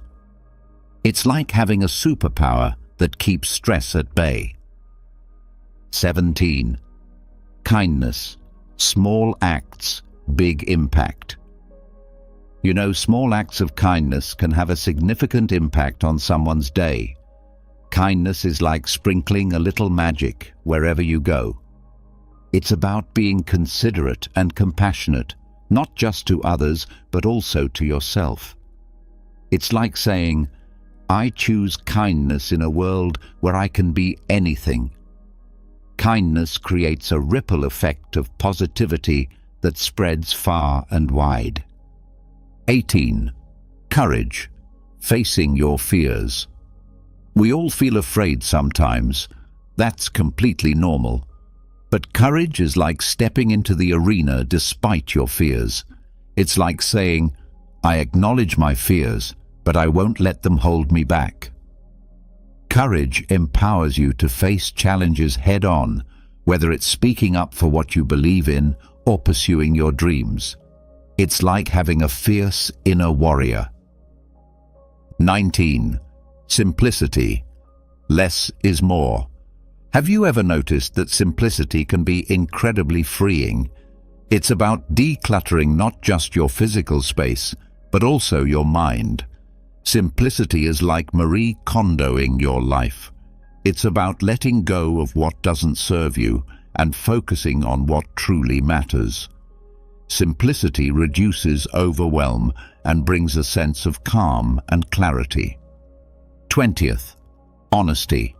The foundation of trust. Honesty is like the sturdy foundation of a house. It's the basis of trust and integrity in all your relationships. Being honest means being truthful in your words and actions, even when it's difficult. It's like saying, I value honesty and I'll stand by it. Honesty builds trust, and trust builds strong connections with others. 21. Healthy lifestyle. Caring for your body and mind. Think of your body and mind as a temple. A healthy lifestyle is like giving that temple the care and respect it deserves. It's about regular exercise, a balanced diet, and self-care. Taking care of your physical and mental health not only makes you feel better, but also equips you to face life's challenges with vitality. 22. Forgiveness. Letting go of resentment. You ever held on to a grudge and felt like it was a heavy burden?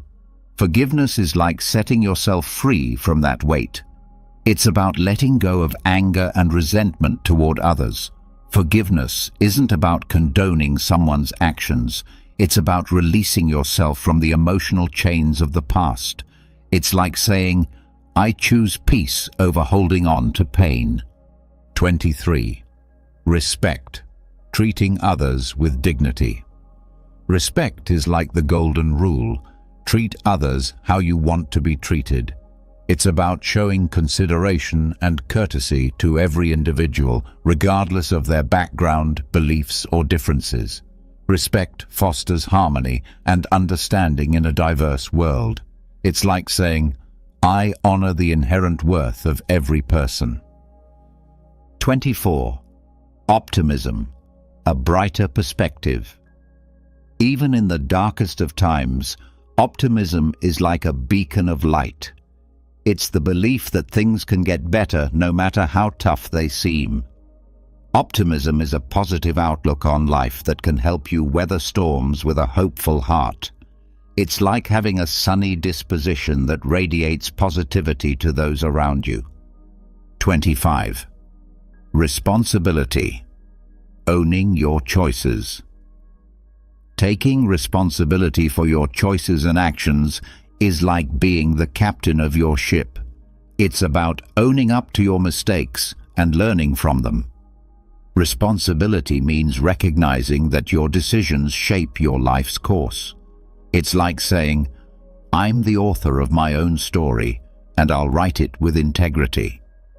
26. Balance. Harmony in all things. Imagine life as a delicate balancing act.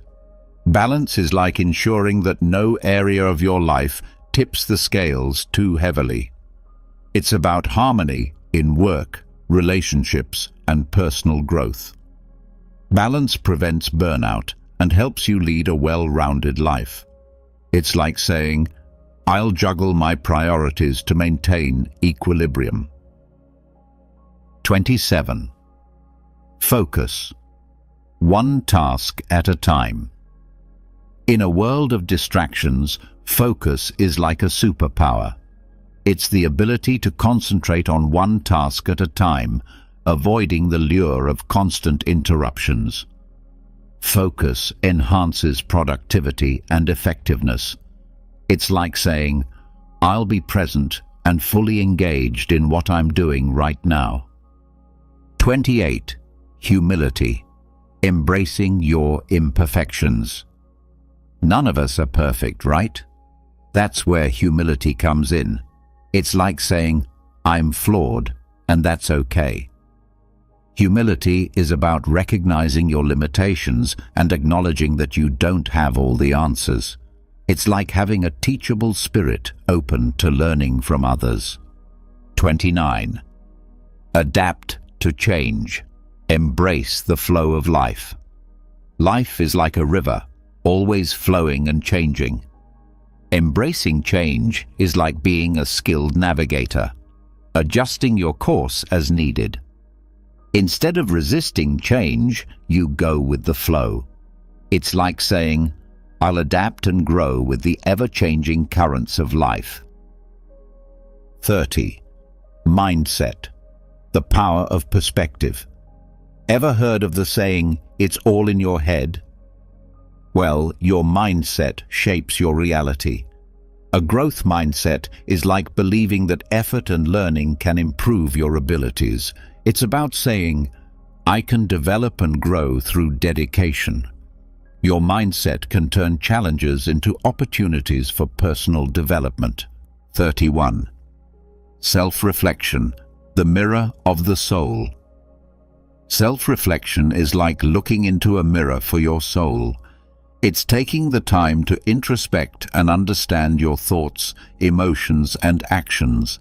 It's like saying, let me get to know myself better. Self-reflection helps you grow, make better decisions, and find inner peace. 32. Acceptance of imperfection. Embracing your humanity. We all make mistakes. It's part of being human. Acceptance of imperfection is like giving yourself permission to be imperfect. It's about saying, I'll learn from my flaws and keep growing. This principle reminds us that perfection is an unrealistic goal, and it's okay to stumble along the way. 33. Invest in learning, the currency of growth. Imagine knowledge as a treasure chest. Investing in learning is like filling it with jewels. It's an ongoing commitment to expanding your horizons, acquiring new skills, and gaining fresh perspectives. It's like saying, I'll never stop investing in myself. Learning fuels your personal growth and keeps your mind vibrant. 34. Admire others, recognize and celebrate. It's easy to admire someone's talents or achievements, right? Admiring others is like appreciating a beautiful piece of art. It's about recognizing and celebrating the qualities, skills, or accomplishments of those around you. It's like saying, I see your greatness and I honor it. Admiration builds positive connections and encourages a supportive community. 35. Love unconditionally. A heart without conditions. Unconditional love is like an endless wellspring of affection. It's about loving someone deeply without any expectations or conditions. It's like saying, I love you for who you are, no matter what.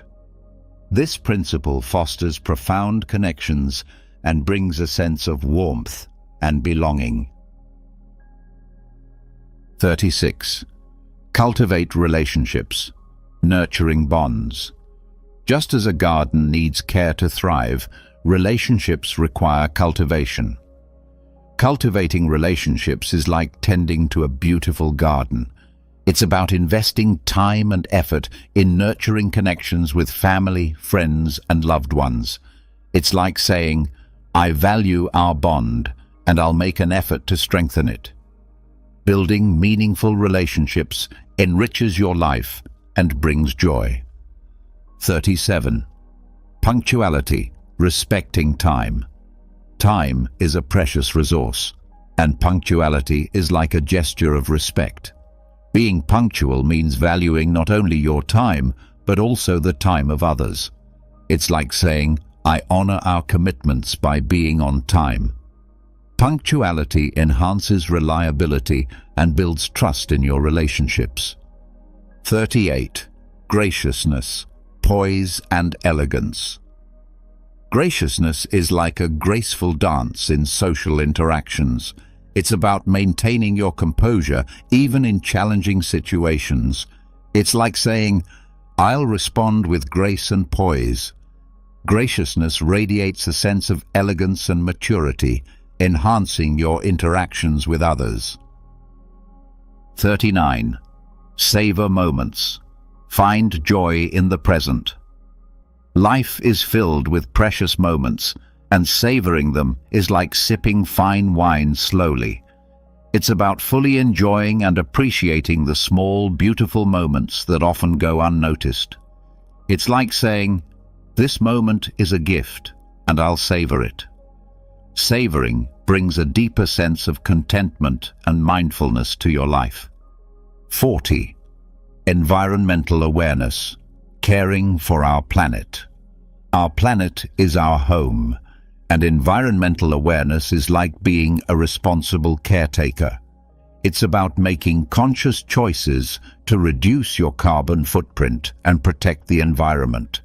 It's like saying, "I'll do my part to preserve the earth for future generations." Environmental awareness contributes to a sustainable and healthier world. 41. Generosity, a heart of giving.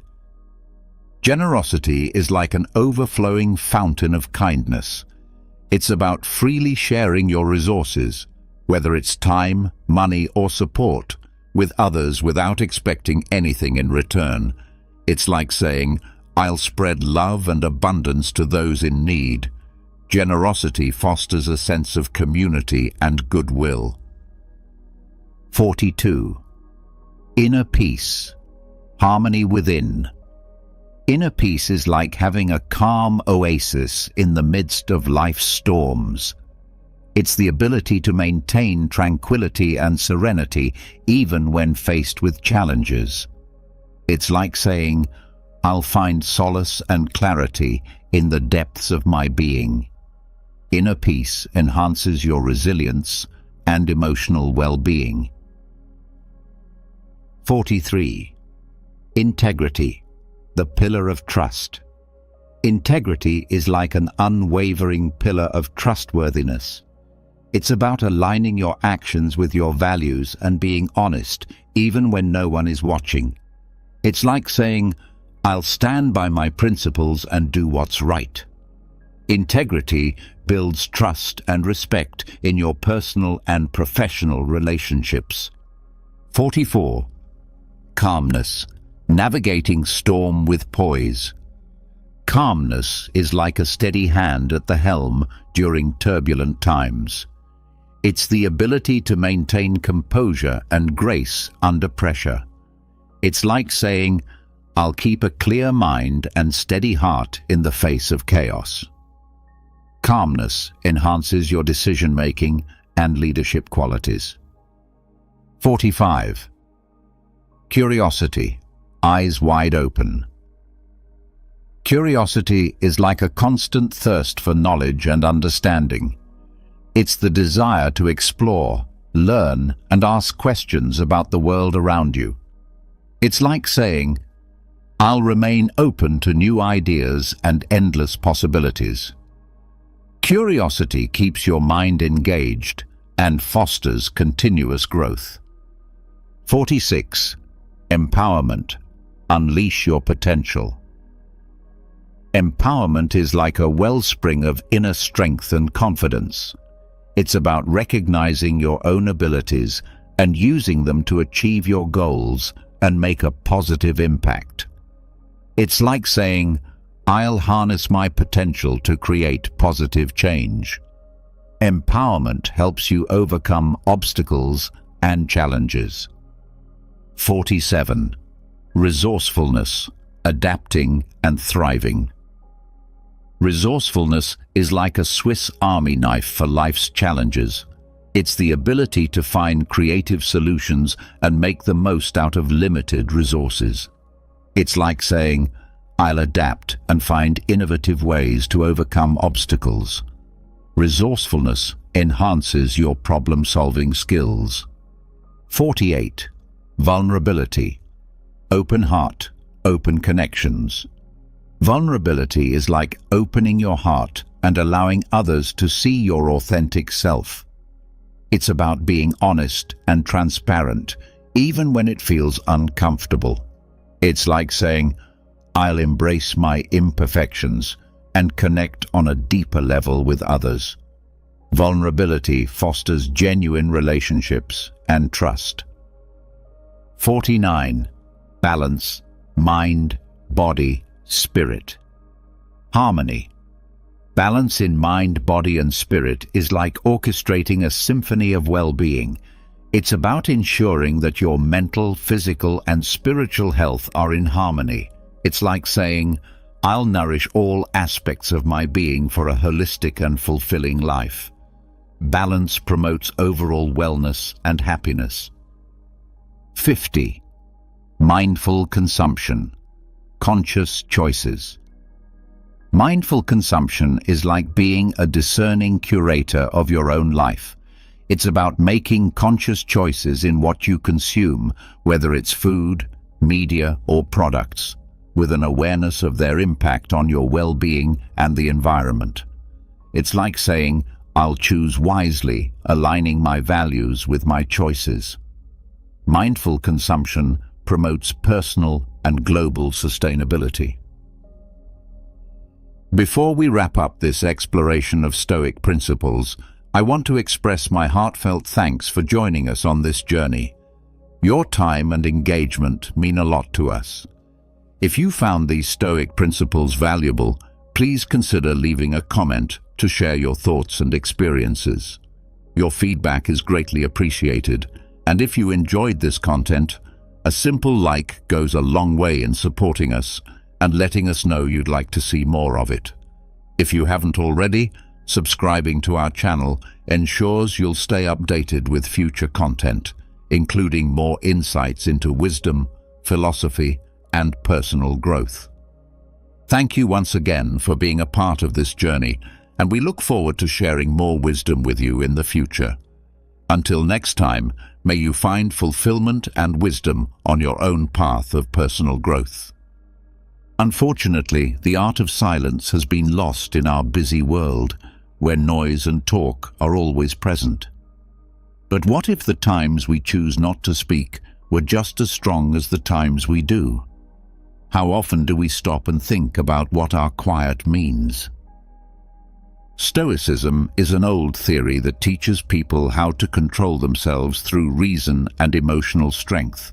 It's a great way to learn when to speak. Zeno, the founder of Stoicism, said, "It's better to trip with the feet than with the tongue." This wise saying brings up a basic question. How many times have we felt bad about saying something in a hurry or out of anger? Stoicism doesn't just tell us not to do things. We owe it to ourselves to use silence as a tool for growth and peace. Imagine facing life's challenges with the calm confidence that your silence speaks louder than any words ever could.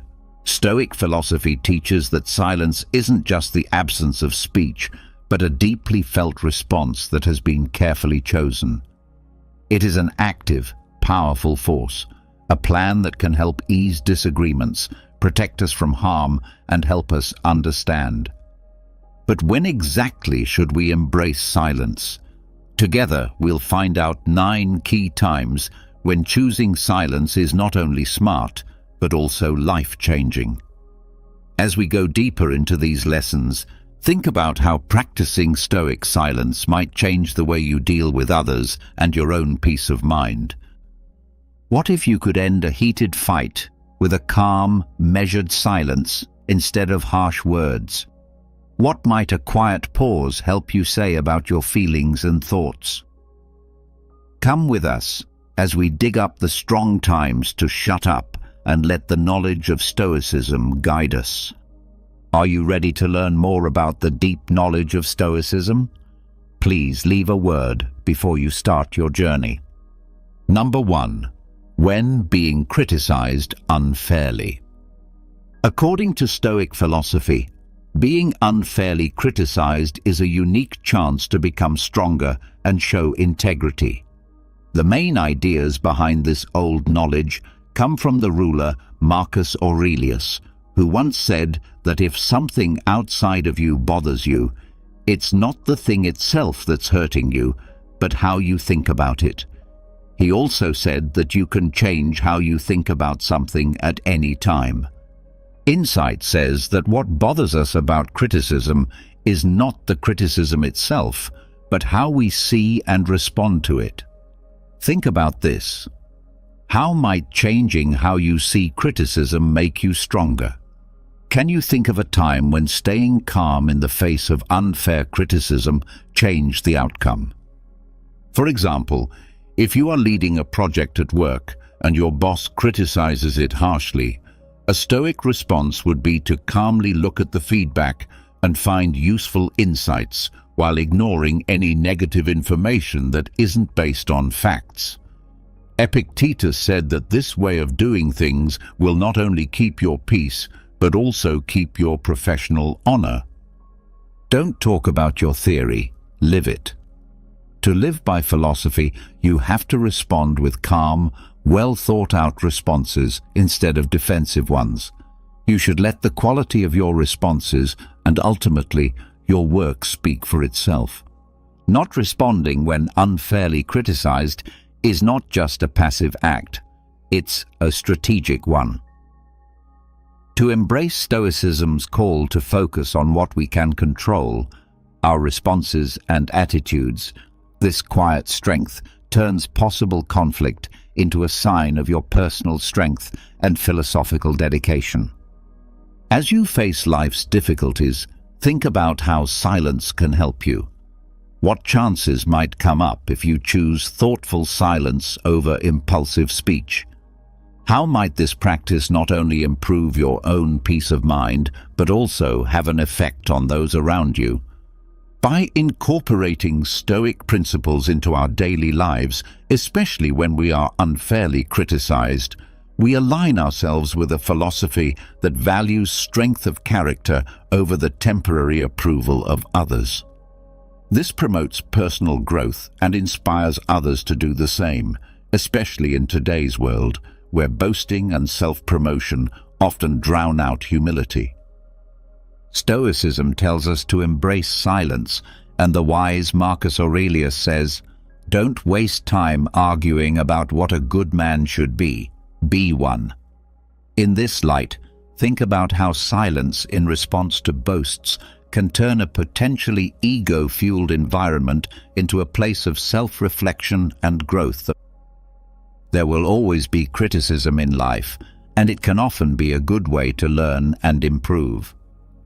But criticism isn't always fair, even when it's meant to hurt someone. In these kinds of scenarios, it can be hard to stay calm and act in the right way.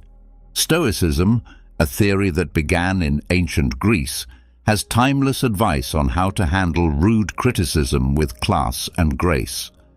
By following Stoic ideas, we can turn bad things that happen to us into chances to grow as people and become stronger inside.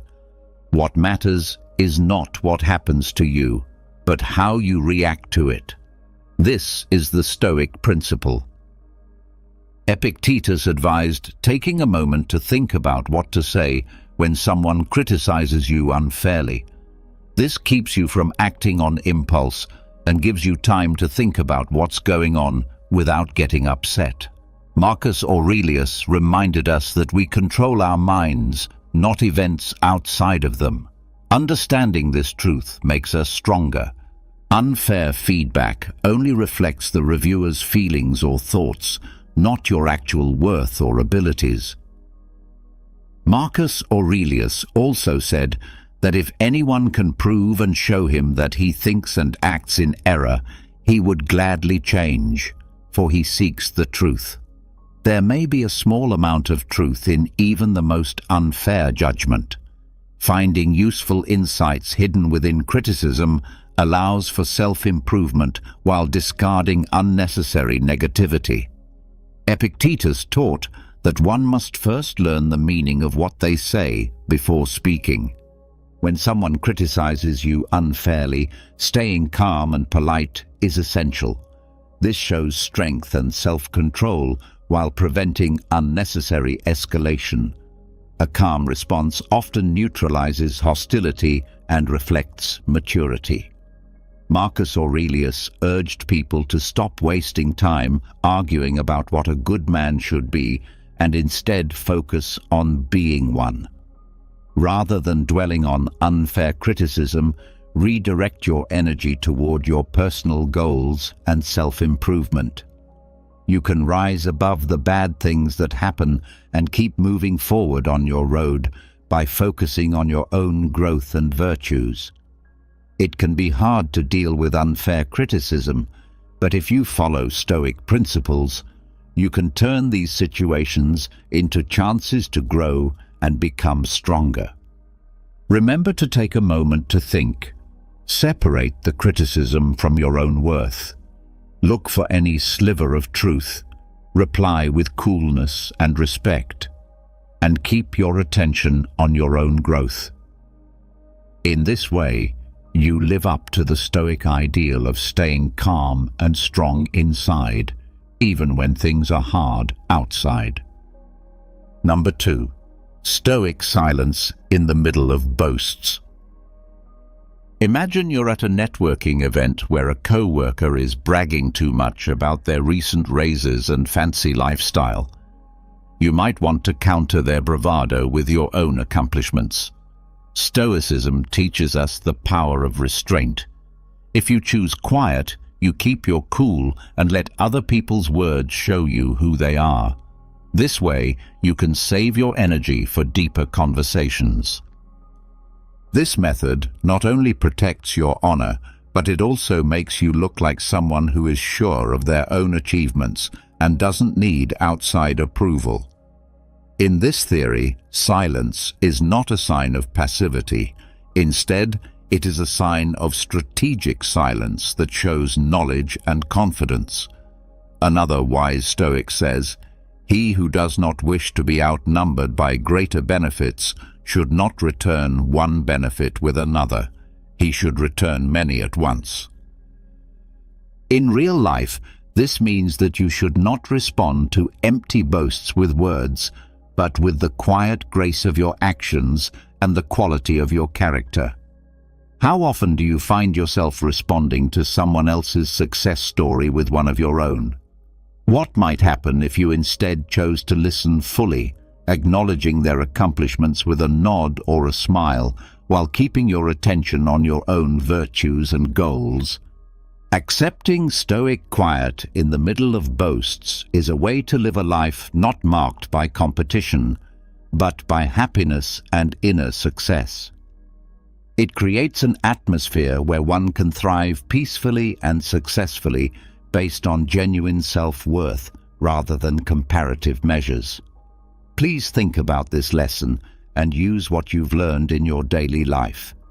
How could accepting quiet make your life and relationships better? Please write about your ideas and stories in the space below. Let's work together to make each other's lives more peaceful and happy. Number 3. When dealing with anger. When we're angry, it can feel like a wild storm that can sweep away all reason and calm. But in the middle of this storm, Stoic philosophy offers a safe place to be, a moment of silence that helps us deal with these strong feelings. Epicurus, a famous Stoic figure, said to keep quiet most of the time and only speak when you have to. Now imagine a day at work when a co-worker's mistake causes you hours of extra work. Your first instinct might be to lash out in anger, but what would happen if you chose silence instead? By not reacting in anger, you give yourself time to think about the situation more objectively. This pause can stop the conflict from getting worse and lead to constructive solutions instead of heated arguments.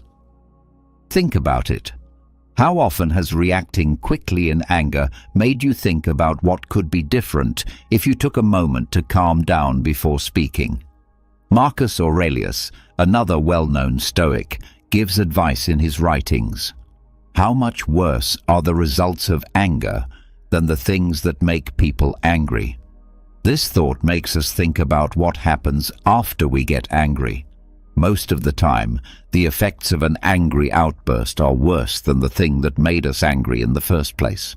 Think about Nelson Mandela, a famous leader who, even though he had been jailed for years, decided to forgive his abusers instead of getting angry. This decision not only improved his own life, but also led a country to reconciliation. For example, using silence when you're angry doesn't mean hiding your feelings. It means choosing a response that is in line with your best self.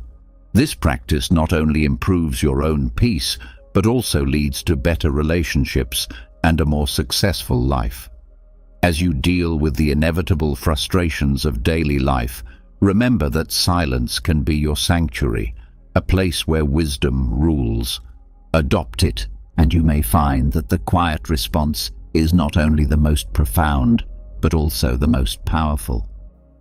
Anger is a normal feeling that everyone has at some point in their lives. On the other hand, anger that isn't under control can hurt relationships and your own health. Stoicism teaches useful ways to control anger by focusing on self-control, clear thought, and inner peace. Figure out the cause. Look at your triggers to figure out what exactly makes you angry. Is it a person, a setting, or a certain event? Self-reflection. Think about why these things really set you off. Our assumptions and ideas about things often play a big role. Acceptance. Know that you can't change the things that happen in the outside world. What you can change is how you react to these things. Practice being mindful. Keep your mind on the present time instead of focusing on past problems or worries about the future. Exercises for deep breathing. When you feel angry, do exercises for deep breathing to calm your mind and body. Pause and think before you respond. Stop and think about what will happen if you do something. Change your point of view. Try to see things from the other person's point of view to show empathy. Seeing things from their point of view can help you feel less angry. Change the way you see it. Think about how a Stoic philosopher would see things. Would they think it was unimportant or important? Focus on solutions. Instead of dwelling on the issue at hand, think of useful ways to handle it. Build emotional strength.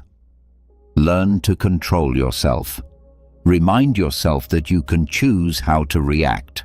Use self-control and patience. Emotional detachment. Learn to control yourself. Remind yourself that you can choose how to react. Use self-control and patience. Emotional detachment. Learn to separate your feelings from what's going on.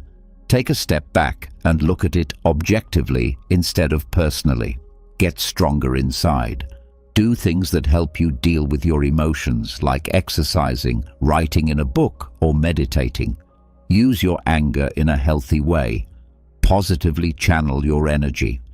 Instead of being angry, put your energy into things that will help you, like working out or making art. Learn and grow. Use your anger as a chance to learn more about yourself and change how you respond in the future. How to communicate well. Talk about how you feel in a cool and confident way without being hostile or angry. Managing your anger well is important for your health and the health of your relationships. You can turn anger into a good force by getting to the bottom of it, practicing mindfulness, changing your point of view, building mental strength, and finding healthy ways to use your anger. Follow the advice of Stoicism to find inner peace and live a healthy, peaceful life. Number 4. Silence amidst unfounded rumors. Silence in the middle of false rumors. When people talk to each other, stories are like leaves caught in a gust of wind. When these rumors aren't true, they can cause harm and confusion. Stoic philosophy gives us a strong answer: quiet. Think about the story of a teacher in a small town who was wrongly accused of misconduct. As rumors spread through the community, the teacher chose not to add to the heat by denying or explaining what happened. Instead, she relied on her honesty and integrity to stand firm. This silence is not a passive surrender, but a smart decision based on wisdom. Marcus Aurelius said, "You hold power over your thoughts, not over outside events. Understand this, and you will be strong." How often have we seen quickly spoken words make things worse? How might silence protect you from the arrows of false accusations? By refusing to comment, the teacher let the community's initial excitement die down. As time went on and no new proof came to light, the truth became her defense. This shows the Stoic belief that you should focus on what you can control, like your reactions and actions, instead of worrying about how stories spread, which you can't stop. Epictetus once said that if someone says bad things about you, you should always compliment them. This counterintuitive method says that reacting to negativity with positivity, or in this case, silence, can stop and change the course of unproductive interactions. When false accusations are made, speaking quietly can show respect and trust in the truth. To use this in your own life, think about how important it is to wait to reply to stories until the storm passes. Remember that the best way to keep your peace and image is to live by the ideal you preach, not by fighting every whisper. In these kinds of situations, staying quiet isn't just a way to protect yourself, it's also a way to show your dedication to Stoic principles. So, as you deal with the difficulties of personal and professional relationships, let Stoic silence lead you through the chaos of false rumors, finding in it the way to a peaceful, happy, and successful life. Number 5. How to deal with loss. How do you deal with the utter silence that follows a major loss? Loss is a common human experience that often leaves a void filled with sadness and confusion. But Stoicism has a unique way of dealing with pain.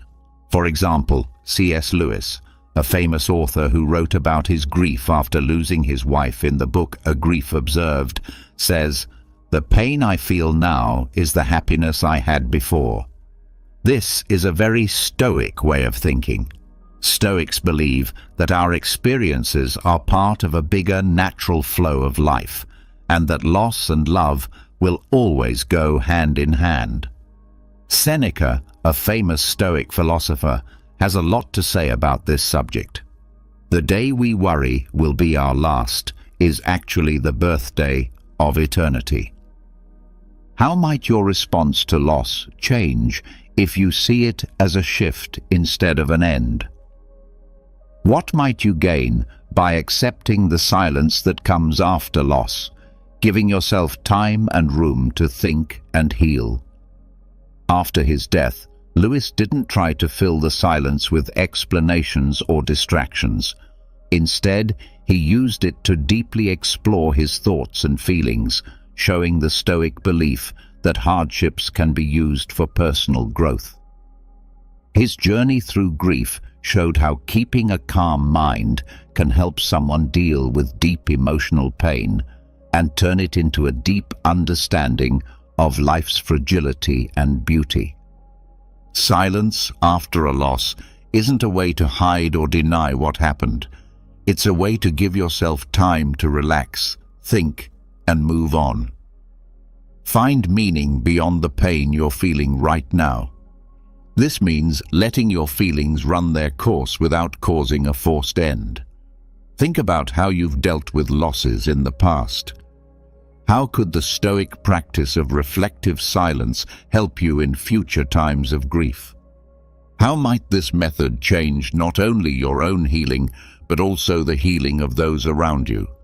Please share your thoughts and experiences with loss, as well as how Stoic practices may have affected your path. What lessons have you learned, and how has silence helped you get better? Let's talk about it and get better in the comments below. One of the hardest things in life is dealing with death. It's hard to deal with grief and sadness when you lose something important in your life, like a loved one, a job, or a big chance. Stoicism, an old theory started by Zeno of Citium in Athens, gives us timeless advice on how to deal with these hard times. Taking a Stoic view can help us be strong and at peace, even when we've lost something very important. Recognize and accept how you feel. It's important to understand and accept the feelings that come with losing someone. Stoicism teaches us that feelings are normal reactions to things that happen in life. The steps you can take. Let yourself cry and feel the pain without judging yourself. Writing in a journal or talking to a friend you trust can help you work through these feelings. Pay attention to what you can change. According to Stoic theory, we should let go of things we can't change and focus on the things we can. The steps you can take. Figure out what you can change about the situation, like how you deal with the loss, and let go of what you can't. Reframe the loss as a chance to get better. As explained, Stoics think that every problem can be used as a chance to grow and get better. Step you can take. Think about what you can learn from this. What can this loss teach you that will make you better, smarter, or more caring? Practice being thankful. Being thankful can help you stop thinking about what you've lost and start focusing on what you still have. Step. Write down every day a list of things you are thankful for. This exercise can help you see things in a new way and make you feel calm. Seek help and group. Stoicism stresses how important it is to have a group and help each other through hard times. Step to take. Talk to family, friends, or support groups. Talking about your problems with other people can help you feel better and less alone. It's never easy to deal with loss, but the Stoic ideas can help us be strong and resilient when we're going through the pain of loss. It can help to recognize our feelings, focus on what we can control, change our point of view, be grateful, and ask for help. These techniques can help us heal and grow if we choose to use them. Number 6. Navigating ignorance with Stoic grace. Have you ever met someone whose actions show they don't understand, but whose belief is as strong as if they were an expert? Even though this situation is upsetting, it's a good time to practice being patient and graceful. Galileo, the famous scientist who pushed heliocentrism during a time of strong geocentric beliefs, is a great example of how to deal with ignorance. Even though he faced fierce opposition and was even put under house arrest, Galileo kept his honor and dedication to the truth, often choosing to stay silent in the face of false accusations and ignorance. Stoicism teaches us that we can only control how we respond, not what other people do. Marcus Aurelius, a Roman emperor and Stoic philosopher, said, "You have power over your mind, not over outside events. Realizing this will give you strength." Think about using this point of view the next time you come across someone who is wrong in their thoughts. How could changing how you respond if you knew you could control it? Galileo's silence wasn't a sign of weakness. It was a strong statement of his honesty and belief in what he had found. He knew that truth doesn't need to be backed up by words, but can stand firm on its own merits. Over time, this approach is similar to the Stoic idea of focusing on one's own actions and accepting that others' beliefs are outside of one's control. Being gracious means knowing the limits of your power and picking your fights carefully. It means being patient and understanding, even when things are frustrating. This practice not only leads to a peaceful and happy life, but it also helps you see things with a bigger picture that focuses on long-term respect and success instead of short-term vindication. Think about how silence can be a graceful reaction to stupidity in your own life. How might this method improve your relationships and your own health? Let Galileo's story motivate you to practice Stoic silence, turning possibly happy situations into chances for inner peace and personal growth. Number 7. How to deal with rumors. There must have been many times in your life when you were the subject of a story, hearing whispers getting louder as they went around. It's a normal human reaction, but keeping quiet can change the situation. Think about the story of a community leader whose dedication to protecting the environment led to false rumors about her personal gain. Instead of addressing each rumor, she stayed focused on her work, remembering Marcus Aurelius's words, "The best revenge is to be unlike him who hurt you." This leader's decision to remain silent and continue her advocacy let her actions speak louder than any rumor. Her behavior shows an important Stoic concept. It's not outside events that bother us, but how we react to them. How would your life be different if you ignored rumors with silence? What strength could you gain by deciding not to explain, but to keep going on your path? If someone says bad things about you, and it's true, Epictetus tells us to fix ourselves.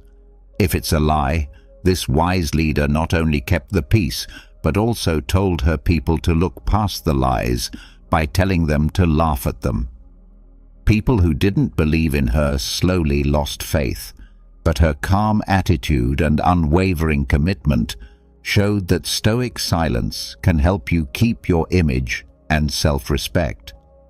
This story shows how Stoicism can be used in modern life by showing how our reactions to false information can either feed the fire or put it out. It also shows that silence is not a passive choice, but an active and powerful way to let our lives and results show what kind of person we are. Think about this approach the next time you hear rumors. How can practicing Stoic silence help you stay calm and focused? How might it change how other people see you over time? I want you to share your ideas and experiences with dealing with rumors in the comment section below.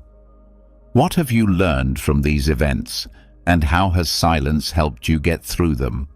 Your ideas could help someone find their way.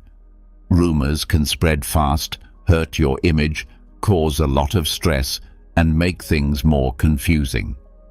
It is important to come up with good ways to deal with gossip in a world where information spreads quickly. There is timeless knowledge in Stoic thought that tells us how to stay calm, collected, and logical when we face problems. Keep your emotions in check. It is important to keep your feelings in check when you hear stories. When you react quickly or strongly, it can make things worse and give the stories more weight. Instead, try to keep your emotions in check and look at the issue without bias. Pause before you answer. Take a few deep breaths and tell yourself that other people's opinions don't define your worth. Do things that calm you down, like awareness or meditation, to stay calm. Get clear and get the facts. Thoughts and details that aren't clear often feed rumors. Do not take them at face value. Instead, look into the facts, find trustworthy sources, and gather correct data to find out what the story is really about. Talk to reliable people who can give you more information before coming to a decision. Ask questions and look for proof. This method helps you react based on facts instead of guesses. Think things through before you act. How you react to a story can have a big effect on how true it is. When you act without thinking, you might misunderstand something and spread the story even more. Instead, react carefully and with a plan. Look at the situation and think about what might happen if you do something different. Respond to the rumor in a cool and accurate way if you need to. Sometimes the best thing to do is to be quiet or say something slowly. Pay attention to your actions and personality. The best way to fight back against fake rumors is to show that you are a good person. Over time, stories can be put to rest by always being honest and showing what kind of person you are. Keep following your beliefs and ideas in everything you do. Take actions that are good for you and show who you really are. The more you act the same way over time, the less likely it is that false stories are true. Practice not caring about what other people think. Stoicism tells you to let go of things you can't change and focus on the things you can. The second group includes other people's thoughts and stories about you. Remember that you can't change what other people think or say. Pay attention to what you do and how you think.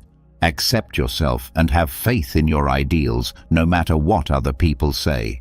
Stoic ideas like controlling your emotions, finding the truth, responding wisely, being constant, and not caring what other people think can help you deal with rumors in a balanced and logical way. By using these tips, you can handle the problems that stories cause with poise and strength, protecting your honor and peace of mind. Number 8. When confronted with injustice. Stoic philosophy teaches us to deal with life's problems with fairness and inner strength. This is especially important when we face unfairness. As the wise Epicurean said, "Bear and forbear." This maxim tells us to go through hard times without complaining and forgive others for their mistakes. Nelson Mandela fought against racism in South Africa in a way that made this theory very clear. Mandela's long time in jail could have made him angry, but he came out as a supporter of peace and unity, showing a deep stoic resilience. Mandela didn't just stand there and let injustice happen. He chose to focus on healing and unity instead of getting even. This choice shows a key Stoic principle. Our biggest power lies in our ability to choose how to react to outside events. How might our own lives change if we followed Mandela's lead when it comes to the unfair things that happen to us? Can we choose to show understanding and kindness even when it seems impossible? By staying quiet when unfair things happen, Marcus Aurelius wrote in his Meditations that the best way to get back at someone who has hurt you is not to be like them. By choosing not to get into a fight and instead developing a spirit of healing and forward thinking, Mandela changed the way a whole country thought about justice and peace. His life shows us that silence is not a sign of submission. Instead, it can be a powerful tool for change and a sign of personal integrity. This Stoic way of thinking doesn't mean passively accepting injustice. Instead, it involves a strategic and principled silence that prepares us for constructive action. It's about keeping your inner peace and using calm to inspire thoughtful solutions that address wrongdoing and foster a collective move towards a better future. As we face both small and large injustices, let us remember Mandela's silent strength. His legacy teaches us that sometimes the most profound response is cultivated in silence, allowing us to build a foundation for meaningful change and a happier, more successful life.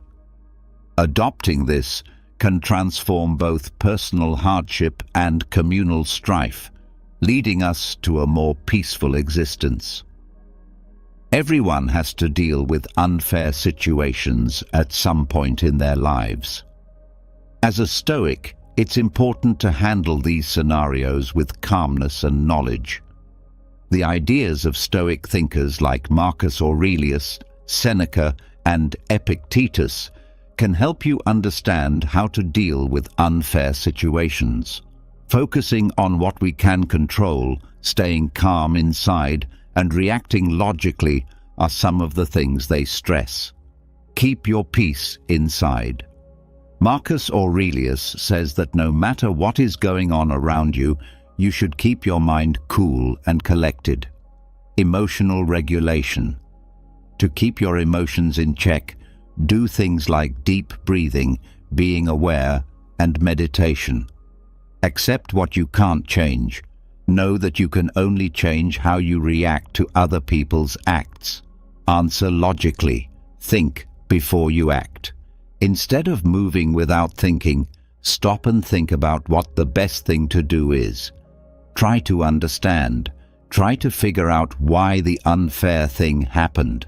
This can help make things clearer and maybe even show a way to solve the problem. Avoid getting back at people. Getting back at people with anger or revenge only makes things worse. Try to respond in a reasonable and calm way. Take a look at your values. Always stick to your principles, no matter what. Let your behaviors be based on your core beliefs and principles. Moral integrity. Make sure that your answer is in line with your morals and upholds your honor. Set a good example. Show others how to deal with unfairness with respect and honor by the way you act. Look for constructive answers. Problem-solving attitude. Instead of dwelling on the problem, go into the situation with the attitude of finding ways to solve it. Communication. Talk to the people involved in an open and honest way to try to find a fair answer. Advocate for change whenever you can. Try to make changes to the system that get to the bottom of the unfairness. Grow and learn. Stop and think about what happened.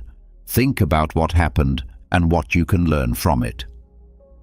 Personal growth. Look at the experience as a chance to grow as a person and make yourself stronger. Future readiness. Get the skills and information you need to handle similar scenarios better in the future. It is important to stay calm, react logically, stay true to your ideals, look for helpful solutions, and learn from the experience when you are faced with injustice. If you follow these Stoic principles, you can deal with unfair situations with kindness and honesty, making them into chances to grow and make things better. Number 9. How to handle insults with Stoic wisdom. Handle insults with Stoic wisdom. Epictetus, a Stoic philosopher, once said, "If someone succeeds in provoking you, realize that your mind is complicit in the provocation." This maxim should wake us up every time someone insults us, and it also gives us a deep way to deal with insults. Be quiet. This insight tells us that we can choose how to react by choosing silence and understanding instead of conflict. Mahatma Gandhi, for example, faced insults and resistance in his fight for Indian freedom, but he didn't answer with anger or insult. Instead, he chose to be silent and understand. Gandhi believed in a form of pacifism, which is similar to the Stoic way of life, joyful peace. Gandhi's reaction to verbal and physical attacks was to keep quiet. This often made his enemies less dangerous and won support for his cause among the public. How might taking a similar stance when you are insulted change the dynamics of your interactions with others? What could you gain by keeping your cool instead of responding with words? When someone attacks you, you give yourself room to act with purpose instead of impulsiveness. This stern practice not only keeps you calm, but it also makes you look like a leader who is above everyone else. Small disagreements echoed Marcus Aurelius's. How much worse are the results of anger and grief than the things that made us feel those ways? Think about this as you deal with the problems that come up every day. Think about what this stern silence could do for your life. Could it be the key to a better, more successful life? How might your actions affect how other people deal with problems? As we've looked at the 9 pivotal moments to embrace, silence from dealing with talk to facing loss, Stoic advice has shown us a way to peace and understanding. Marcus Aurelius once said, "Don't waste time arguing about what a good man should be. Be one." In the spirit of his words, let us practice the deep strength that can be found in silence by deciding when to speak and when to listen. This will help us live a peaceful, happy, and kind life. Feel free to use these Stoic principles in your everyday conversations and see how the power of thoughtful silence can make your life better. If you found this talk deep and useful, please click the like button, leave a note with your thoughts, and don't forget to share these deep philosophical ideas with everyone you know. If you're new, subscribe to our channel to get more deep lessons in Stoicism that will help you grow. See you in the next lessons.